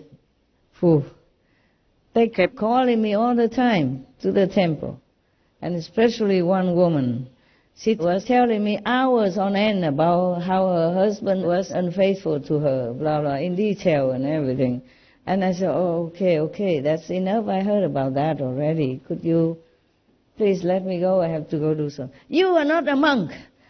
You have no compassion. You have to listen to me. You must make me feel comforted. How can you not listen to me? I am suffering, and you don't want to listen to my pain. You are no monk. You have no mercy in your heart. Blah, blah, blah. She scolded me a lot. Yeah, but after 2 hours already, same stuff. She keeps telling me how bad her husband is and how faithful she is, how much she's in love with him and he's not. So I said, you're a Buddhist. You should know sometimes karma breaks you up. Or bring you together. And when the karma is finished, then there's nothing much you can do. You should accept it, move on, maybe find another husband who is more suitable for you. No. Continue her old story all the time. Every day she talked no end. And if I wanted to stop, she scolded me that I was no nun. That I had no love in my heart. Hey, she doesn't care that I have to take care of other people who come to the temple. She doesn't care that I have to do liturgy, a morning, evening service in front of the Buddha. She didn't care, I had to listen to her no matter what time, midnight, 2, 3 in the morning, Sunday, rainy day. Oh man, if any nun met this kind of lay disciple, I think she'd run away from the temple. Even if she continued to be a nun, she would hide herself somewhere. Nobody could find her. Only monkeys or rabbits, they have no problem with you. Yeah. Truly, when I live in Himalaya, some part of Himalaya, many monkeys were around. And if I had some peanuts, I gave it to them. But they never quarreled with me. They never criticized me that I had no love, that I gave them only peanuts and nothing else. No, very grateful and friendly. But if you are with another human, just one even, you will have trouble. She will make trouble for you. She will give you trouble. She will give you many pieces of her mind. No matter if these pieces are good or not, she will make trouble. Yeah, I was in that temple in New York. I told you, huh?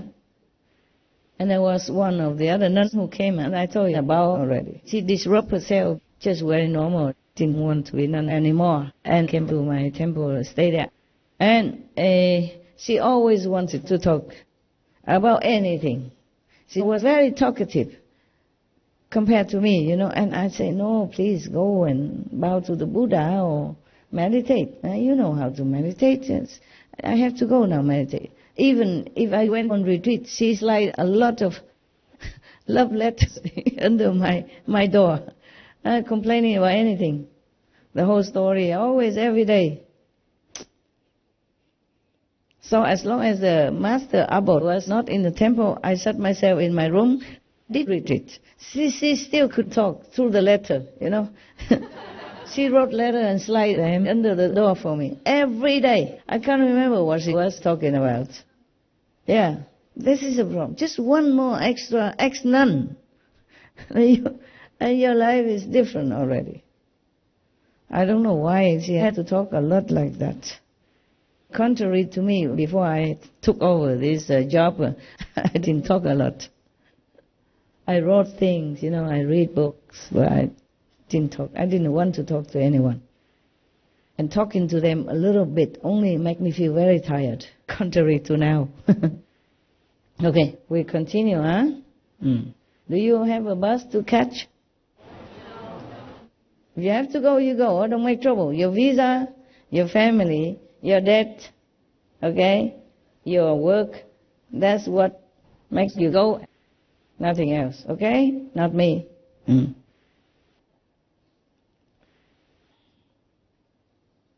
Okay, this is a Cattleman talking again. They had a long conversation. Maybe they met each other and then talked, okay, and somebody recorded it. So the Cattleman, there are cows, young bulls, cows in calf, and breeding cows, and a great bull, the leader of the herd. So if you want to reign God, go ahead and reign. I mean, he has so many possessions. Animals were people's security in the old times. Yeah, if they had a lot of animals, it means they were well off and they were secure, because the animals breed more siblings, younglings, and then they would get more and more rich, and they could sell them, milk them, or do whatever, showing off. And before, in the old times, when you wanted to marry a girl, instead of, SM celestial jewelry, you give them cows, pigs, as a dowry, Yeah. Yes or no? Yes. In Vietnam, it was like that. Also some jewelry, if you could afford it. If not, how many cows they would demand. And a mattress to sleep on. And some new clothes maybe. But cows, pigs, gold, that was the foremost demand for my daughter. Imagine that. You exchange your precious, living, human, beautiful being for some cows and feel very happy. Lucky nowadays we exchange daughter for cars, yeah, for some gold. Similar. It's like business. Huh? So don't do business in your life, in the life of your children, okay? Yeah, of course nowadays your money talks, you have to have it in order to feel safe, huh? So if you want the daughter of somebody, the father immediately asks, how much do you earn? How much can you give? How much do you have every month so that you can take care of yourself and my daughter? And maybe one boy says, about $5,000 per month. So the father is happy. Okay, for that I give you another 5,000 together, so you'll be okay then. So how do you expect to get that 5,000? Are you working in some good job? No, that is from your daughter's pocket. From her monthly allowance. Yeah. 5,000. Because the daughter of the rich family, she has a monthly allowance, and that's just okay for him already.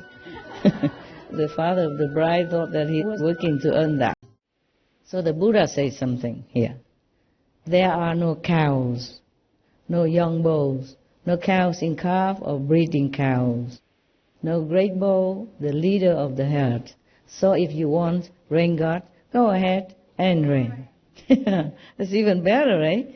You don't have to worry whether or not the cows will have a meadow full of grass, or where to find the water for them, need to have a cowboy to tend to them, and need to tend to them when they're sick, or if too much rain, maybe they got a cold or something. Nothing to worry about. You have nothing. There was a story about a yogi, Originally, he had nothing. Like Buddha's disciples. He went out begging. Then he needed milk. For some reason, he liked milk. So he went out begging for milk every day, also for food. So one of the people said, I give you a cow. So every day you can have milk. You don't have to go out in the rain to beg for milk anymore. So the yogi thought, oh yeah, okay, why not, huh? That's convenient. Okay. So then because he had a cow, he must have somewhere to live, so that he could have some grass or garden, to keep the cow before he was wandering around. So okay, somebody else gave him a grassy yard and built him a little hut to stay. And then because they built things and they brought in the utensils and all that, then he had to have somebody to wash and take care of the house. First he had the cat, and then he needed milk for the cat. And then so he had the cow, and then he had to take care of the cow, with the grass area, had to take the cow out and then he got tired. He thought he needed another person to take care of the household. He had the house now, and then the cow had to be fed, and then so on and so forth. So then he had a woman. You know the story, the rest, right? And then, of course, he had children. And that's finished. The story is finished.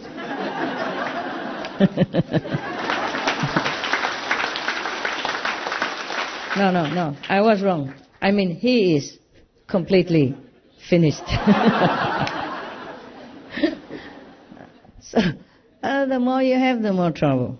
Yeah, sometimes because I have so many things, that sometimes I want to just leave it all, just go with just one pair of clothes or two, in whatever small bag I can carry. That's the life I had in India for at least 2-something years. Yeah, and I was very happy. Very happy. It was a very happy time. The freest time I ever felt. So free. You just feel so light and so free. And even you find just some little wood to make a little fire with the 3 stones and cook your own spaghetti. Oh, you feel so good. Really, you don't understand how good it feels. Like life was so free. You take care of yourself. I was very skinny then. Very skinny, and the skin was so tan, so dark. If I had gone to Africa, they would have probably taken me in. Any tribe. Oh, sister, welcome. Yeah, I was that dog. Because I live outdoors, and I sat on the Ganges River to dry my clothes and myself. I just couldn't care less about sun or wind or rain. Yeah, my clothes sometimes were soaking wet. I didn't feel anything. I wasn't sick. Until I went to a warm area. Okay, now, truly, if I could live like that again, I would anytime. If I could just forget my lovely karmas. Beautiful. attraction. All right. The cowhead still did not give up. He wanted to argue his case. So he said, the stakes are dug in, immovable. The new munja grass halters well woven. Not even young bows could break. So if you want rain god, go ahead and rain. Meaning he takes care of everything perfectly. Like he put the stake very deep in the ground so they can hold the grass and everything. And maybe the cow stable is very, very secure. Even young bulls cannot break out or go in to mess up his secure, perfect, manicured life. So he didn't care if it rained or shine. Very good. So the Buddha said, having broken my bonds like a great bow, like a great elephant, tearing a rotting vine, I never again will lie in the womb. So if you want rain god, go ahead and rain. Meaning he will never be reincarnated again as a human. Unless he wanted to, of course, unless he wanted to. Meaning he is completely free already. Nirvana is the only place to go.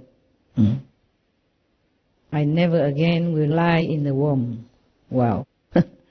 What a nice statement, huh? Nice situation, nice state to have, spiritual state.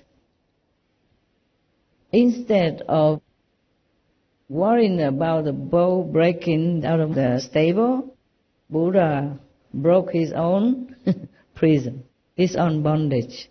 So he felt very, very free now indeed. Huh? He knows he's completely liberated. Wonderful. Can you say that already? Any of you? Huh? Not yet? Almost. Almost there, right? A little bit. Yeah, you will be. Okay, you can. You will. I'm sure of that. Because you are very sincere.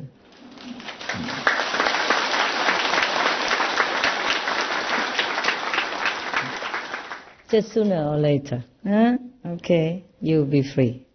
Completely free.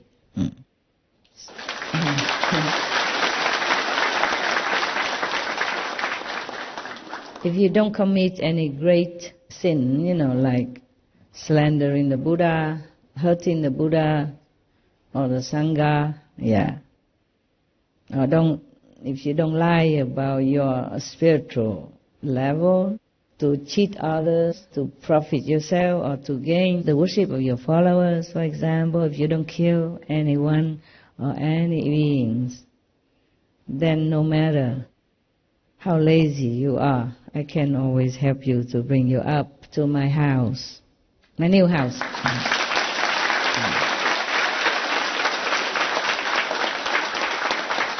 And be vegan. Vegan, okay? Not just anything. Vegan. Make peace. All right. I guess the cowboy is dumbfounded now. He has nothing more to argue about, so he stopped. Before, he say one sentence, the Buddha say another opposite sentence, and then he opposed the Buddha again, and the Buddha had to explain again, and he opposed again and again. Now he shut up, finally. The great cloud rained down straight away, filling the lowlands and high. Hearing the rain god pour down, and Dhaniya still continued to say, oh, I thought he shut up. So Buddha has only one minute, and then he came in now, the cowboy. How great our gain that we have gazed on the Blessed One. We go to him, the one with eyes, for refuge. He's praising the Buddha now. He probably understood at last. So, may you be our teacher, great sage, he addressed the Buddha. as a great sage. May you be our teacher. My wife and I are composed. Let's follow the holy life, or under the one well gone. Well gone meaning the Buddha is no longer in this world, even though his physical body is still there. So he said, let's follow the holy life under the one well gone, meaning the liberated one, meaning the Buddha. So they wanted to become monk and nun together. Wow, now that's a good thing. Yeah? Gone to the far shore means liberated, yes. Of aging and death, let's put an end to suffering and stress. Meaning far away from life and death, from aging and death and suffering. Put an end to suffering as well and all the stress. They wanted to become renunciates, Buddha's monk disciples. And now what? Guess who's coming? The rain did come already. The great cloud rained down straight away, filling the lowlands and high. Remember? Hearing the rain God pour down, the cowhead has said so. Yeah? How great our gain that we have gazed on the Blessed One. The rain here could mean that the true teaching of the Buddha was showering on them, so awaken them, wash them out, wash away all their accumulated dust of ignorance. Okay? Yes. And then suddenly the Cattleman awakened. Yeah? So he praised the Buddha. Immediately he wanted to leave home, yeah, and lead the holy life of monkhood. Yeah. And go to the far away shore, away from life, death, suffering, and stress. Yeah. And then guess who's coming? Shakya. No, worse, Mara. Maya. Maya came in now. Oh, how? How can he be awakened so quickly? They just tended the cows yesterday and today they want to be monks. So not possible. Let's see what he said. Those with children delight because of their children. Those with cattle delight because of their cows. A person's delight comes from acquisitions, for a person with no acquisitions doesn't delight. You understand that? Oh, he say the opposite. He say, if you have children, you'll be very happy because you have children. If you have cows, you'll be happy because you have a lot of cows. So, people in this world are happy if they have some acquisitions, meaning possessions, right? They got something, so they'll be happy with that. Because if you don't have any possessions, you won't feel delighted. He wanted to ruin. You can see that, huh? He wanted to pour them back to their old habitual life. Go back to your children, your wife, your cows, your house and stuff like that. He was still trying to tempt this couple who had already awakened and wanted to follow the Buddha and forsake every possession in the world already. And he came in. You cannot do that. Then you won't be happy.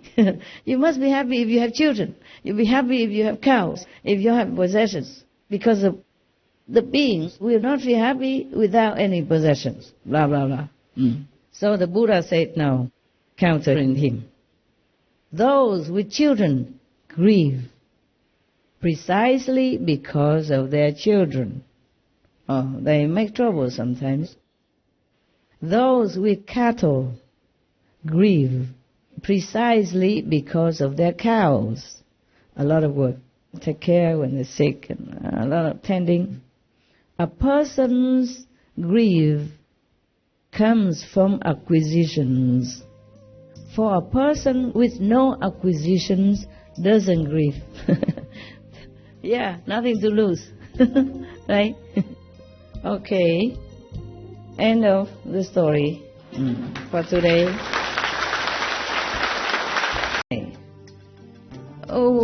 Wear nothing. Yeah. No shirt, no clothes. But he's always happy, happy, happy. Yeah. And sometimes it rains, sometimes it's scorched by the sun. Some people come and say, you have hands, you have feet, you go out, do some work and then earn money so that you can put some clothes on your back and have something in your possession. Then you will be, better. He said, no, I'm happy now. I'm very happy. They say, why are you happy? If you have some things, you will be happier. He said, no. If I have anything, you think I'll still be happy like now? It means he knows whatever he has will cause another trouble. It's true like that. Even if we have our clothes, the more beautiful, the more trouble. You have to take good care of it. Yeah? Luckily, I don't have to, because some experts in my company, I will send it to them, and they help me to wash, and then put it on for, I don't know what, advertisement. Master, what is that? I want to buy some, for example. Otherwise, if I'm alone, I won't be wearing this. Or if I have to wash them myself, I don't think I would. It's too much trouble. My mobile home now is small. They say it's small. They told me it's made from a container and very small because I want them already. I can't have it too big. It's too big for me. They still try to squeeze another room in front and another room on the left. The bedroom, yeah. Of course, I appreciate their kindness, yeah. I paid. I don't think I get it from them. I don't want to. So the mobile home even, they made it from container, cargo container from the ship. Yeah. Some are bigger, some smaller. They told me a cargo container. I thought it was small. Yeah. Immediately, 1 month is all done. No, they make it bigger, and then it's 2 months, 2 months and a half. So, okay, fine, I accept it. Well, because they make a living room like a normal house, and attached to it is a little kitchenette, and in the front there's a little coffee room, yeah, Japanese chair, sit on the floor drinking coffee. Yeah, if I have time to even make a coffee. They truly had no idea. All of you had no idea that I'm munching a sandwich, signing my, document at the same time. Meditating while petting my pets at the same time. And washing my teeth while checking some SMTV clips at the same time. How have I even a leisure to make a coffee, sit there and sipping like a princess? So that room is a waste. But I can't take it off. It's attached just like you cannot free yourself from your husband. You're attached to each other by some invisible cement. Yeah? So I don't blame you. My house, I cannot detach that part. Of course I can. I have to call experts to come in. Pour away the wall, that piece of roof, and then seal it all back again. It would take another month. With all the mess to clean up and everything to fix it back again. Because I also make a balcony, and then you have to take balcony away first and wrap it back again. Oh my God. So I say, forget it, fine. And then make a bedroom also. Bedroom with I say, well, you call it queen size bed maybe? Not a king size though, but it must be a queen size. They think I'm a queen, so I deserve a queen size bed. I lied on it once. It's truly comfortable. It's the best bed you can have. Beautiful sheets and satin like linen. When I came, it was still hot, and you lie in this cool sheet, and cover yourself with this satin. I didn't cover it myself. I was worried I would go to sleep because it's too comfortable. Okay, I left it there for a couple of weeks. I didn't know what to do with it. I just lied it once, and it's too comfortable. Very comfortable. I'm worried. The Buddha said, you don't lie on high and wide bed. And I was thinking I have to study that why first, before I really sleep on that bed. It's very comfortable how they make the bed. The room is small, but the bed is big.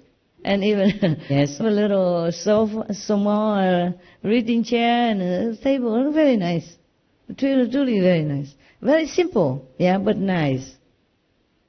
And then before I went to sleep, I immediately had to jump out of the bed. I have a lot of work to do. If I lie there, I will sleep maybe forever and go to Nirvana as well.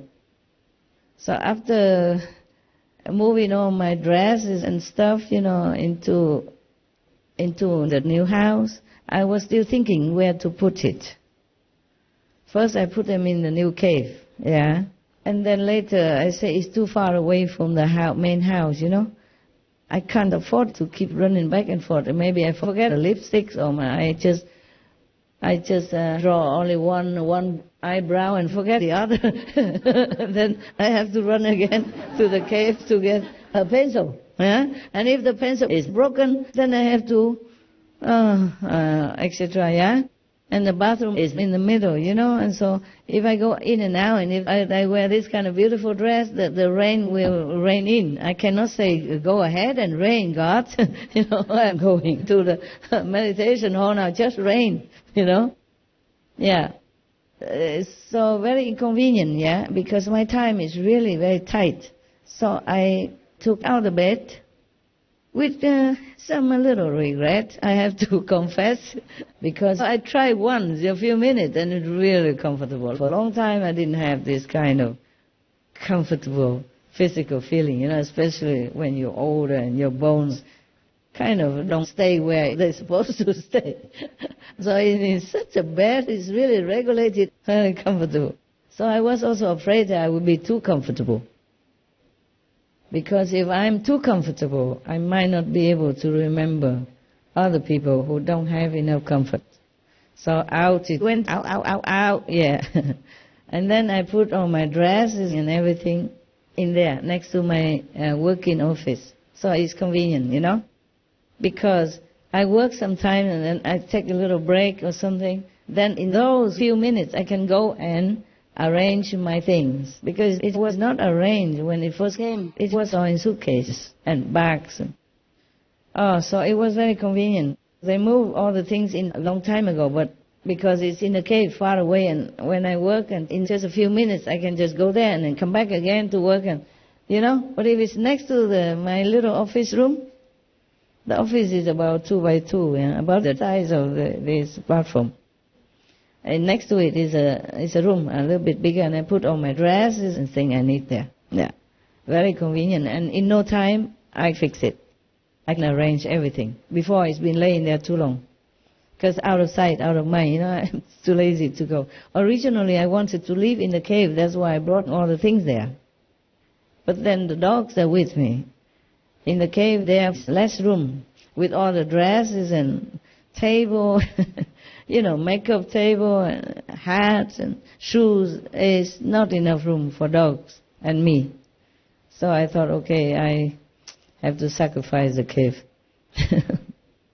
The mobile home is good. It's just that they make it too big.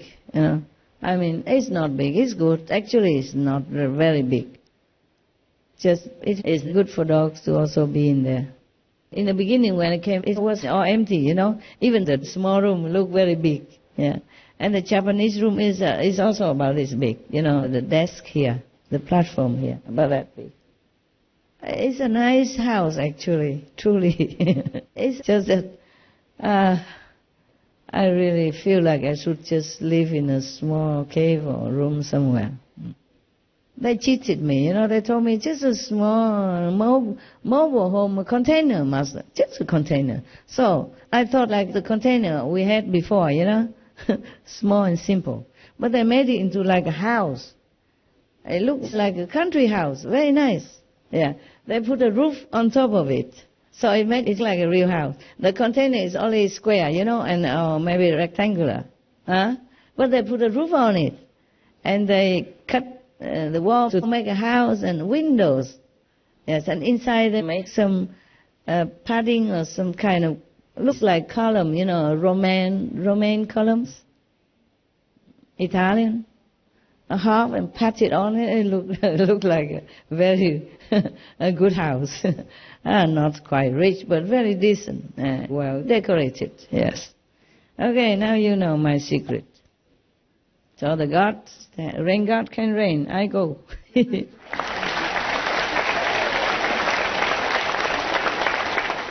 you eat already? Oh, you did, right? Oh, I came late, right? You enjoyed? Yeah. Spoiled too. Oh, spoil you. Oh, never mind. we have money, okay? Food I can afford. Food and simple clothes, yes. So even in my house I have only the dressing room, I reserve it for the dogs anyway, yes. So my bedroom is out, my bed is out. So I just have a little corridor to walk in and out to choose a dress, that's all. I feel very happy, very compact. The dogs are there, dresses are there, the kitchen is there, sofa. I just, have a small sofa. You can put it up like a sofa, or you can open it, and it becomes like a little bed, yes. But that bed you have to be careful, because the 4 legs are on one side, and the one that will open out has no legs. If you're not careful, the sofa will be on top of you instead of of you on top of the sofa. My dog had that happen, and he was sandwiched in between. He was so scared. The big dog, he's too heavy, He just turned around, If you sleep on this stable side with the 4 legs, and you may just put an arm on the other side, or a leg on the other side, or lean a little bit. But if you completely roll over to the other side, then the sofa will sandwich you. It clap back, Or you'll be under the sofa instead of you on top. Yeah, but I'm skillful. I have skillful means. Okay? All right, guys. Everything is good now, huh? Yes. So I say the dresses are there, the dogs are there, food come every day, so rain God, if you want, go ahead and rain.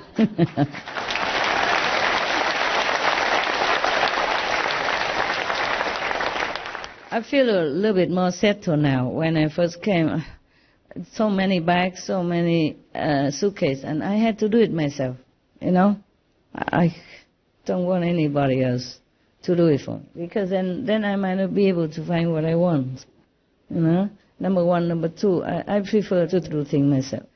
Before, I would be happy to have helpers. Nowadays, I know the truth. People bring not just their physical strength to help you. They bring their stacks of karmas. Oh, you have no idea. If you knew, you'd be very scared. That's why many rich people, or the king and big politicians, they don't fare very well, because they have too many helpers. And they didn't know about the karmic consequences. You truly don't know. Some people bring you marital problems. Some people bring you gossiping problems. Your reputation problems. Some people bring you any other misfortune that you don't even know. Because if you're famous and loved, you also have enemies and foes, and they gossip and they tell people things that are not true about you. And you know that over the years, especially the Taiwanese, they should know better. And then one of these guys, always whenever I'm with him, I will have problems with the police. Even I drive my own car, suddenly some other car, and then we would have some problems, and I would have to go to the police, and fingerprints, mugshot, until it's clear up. Or they come search my house because, oh, no end. Or I will have enmity from the neighbor, one guy, another guy, always. And until I find out nowadays, it's kind of so many. I cross so many out of my list, and mostly I do everything myself, except now I'm too busy to cook for myself. Otherwise I would also. I have people who can help me, but I do whatever I can. Only when I cannot, like heavy furniture, then I have to call somebody to help me. Because you don't know, people bring you a lot of garbage. And some people even maybe admire you too much. And then it becomes more like physical. And then if they cannot have you, they have you in their minds and all kind of thing, and make you sick. Make you even have stomach pain and headache. You have no idea. And they don't look the part. They don't look it. So you cannot have any suspicion. They all look very good. I also was on the internet all over, all kind of names I don't even know. Only when somebody told me, then I knew. I said, oh yeah, really? That's that. What can I do? Nowadays we have internet. Anybody can say anything on the internet. And I don't have time to trace them or to defend myself. I have no time. I don't even know all of them. Sometimes the so-called disciples, they know it and they try to take it off, But already some people know. And whatever is written already on like newspapers or television is archived. It won't go away. It will stay there. And then other people may go to the library, read it or see it. And they believe what is printed. They don't know me. They believe what is there on the newspaper. Even if it's already clear, but some people do not know. You cannot clear everybody. Like 100 people read that newspaper before, and only some will read again the next few days or the next week. And then they still think bad about whoever is blemished on there. Yeah. Nowadays, our world is very advanced, but also there are disadvantages. People can just do anything. They don't care about the consequences, the karma. They don't even know about it. So it's very difficult for any good person to sometimes defend themselves. Very difficult. Especially we practitioners, we cannot sue anybody. I don't anyway. Yeah, I don't.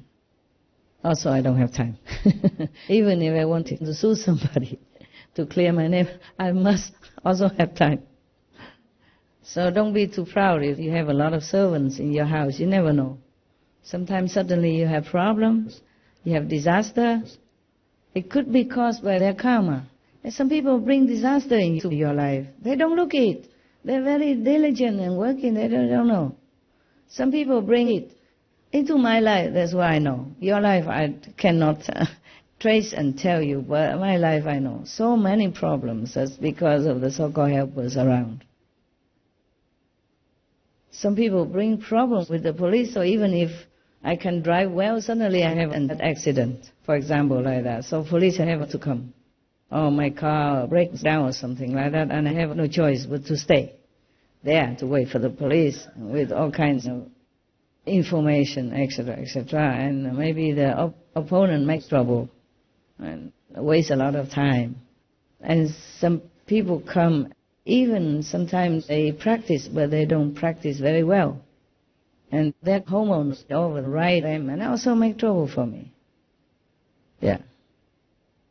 Maybe not physically, or sometimes even physically. It gives you headache and stomach pain.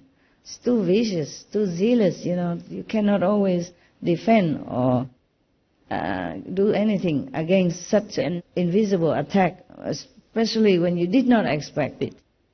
And sometimes some people come and then cause you a lot of,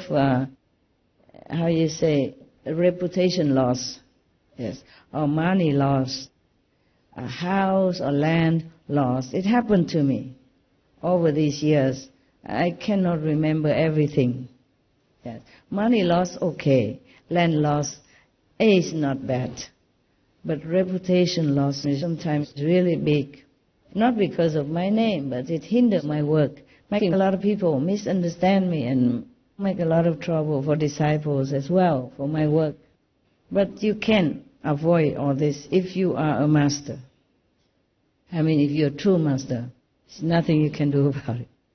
Unless you don't want any disciples. Or very few, like Bodhidharma, 5.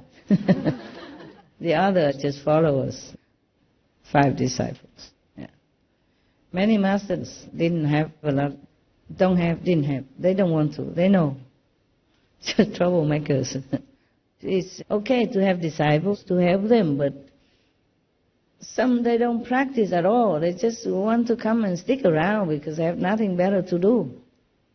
They just want to be the clown, just to bother, yeah, and bring their bad energies inside your house, your ashram, and then sometimes make you lose your control also, yeah.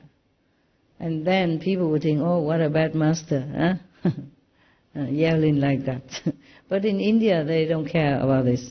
In India, if a master yell at them, they say, we know, you're trying to yell at us or to fool us so that we think you're bad, so that we can leave you. We won't leave you.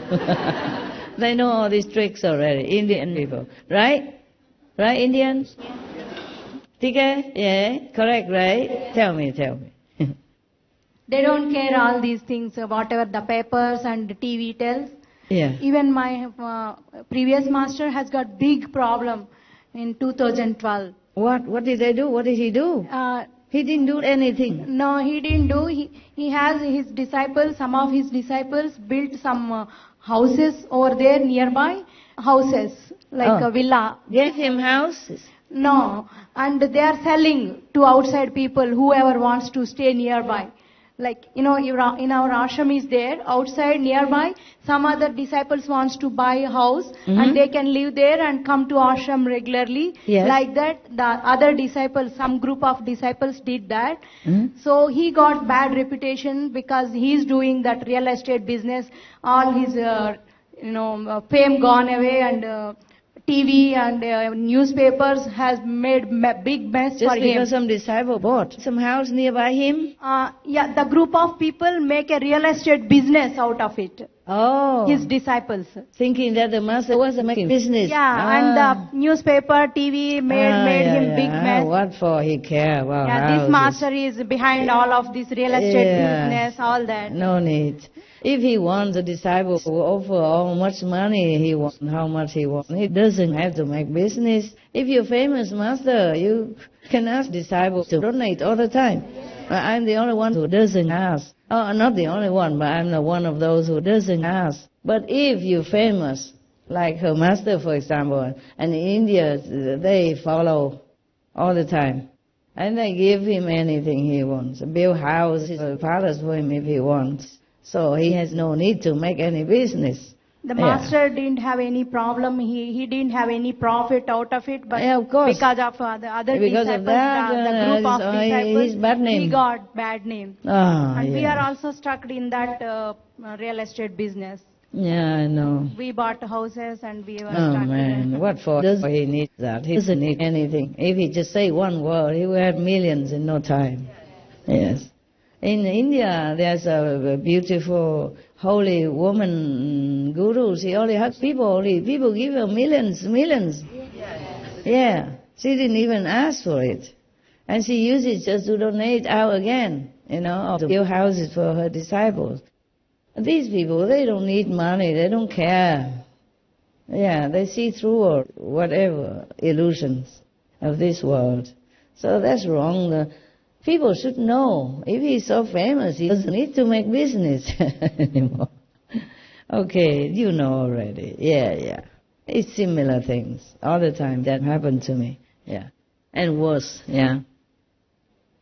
That is why I told you before, don't just drag anybody into our group just because you want to have more disciples. You have to watch them if they're good or not, if they're really pure and sincere. Don't drag them in just for the crowd's sake, just to make me more trouble and make you more trouble. Yeah, what to do, yeah. Even when I first met the vice president of Taiwan, the former vice president, she came to visit me for the first time. And she told our disciples, she said, I knew her too late. I mean, she understood too late that I am not what other people said about me, bad things about me, and she knew too late. And afterwards, she went out talking for me like my spokesperson. At that time, I had not even met her yet. Yes. So one time she came here and she told me, many people also attack her, hinder her other work for Taiwan. So I said to her, you know already, good people often have this kind of treatment. And she said, she knows my example. I don't feel too bad, not really that bad, yes. I just feel sorry that people can be so blind, deaf and dumb. Have eyes, how come don't see? Have brains, why cannot analyze and see the truth and the logic? The Maya, cast a curtain on everybody. They are just victims also. It's not just I the victim or your master victim, but those who blemish your master, other master's name also are victims. Victim of gossip, victim of maya, victim of sometimes of their own jealousy or ignorance. Yes. Even among my own disciples, sometimes if I have two people work for me, if this thing I like the other better or use him more, then also jealousy comes out. It's very difficult for me to keep somebody long because of jealousy, because of misunderstanding, because of ignorance or low-level thinking. Yeah. Okay. That is that.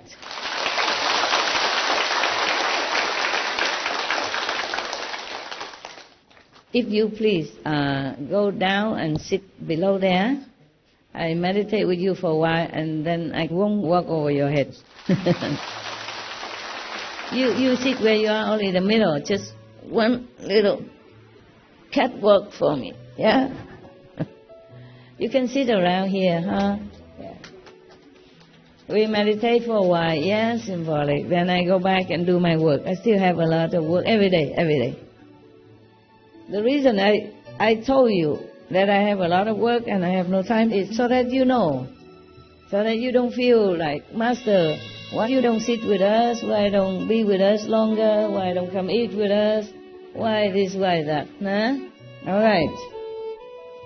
Light off, everything off, camera off.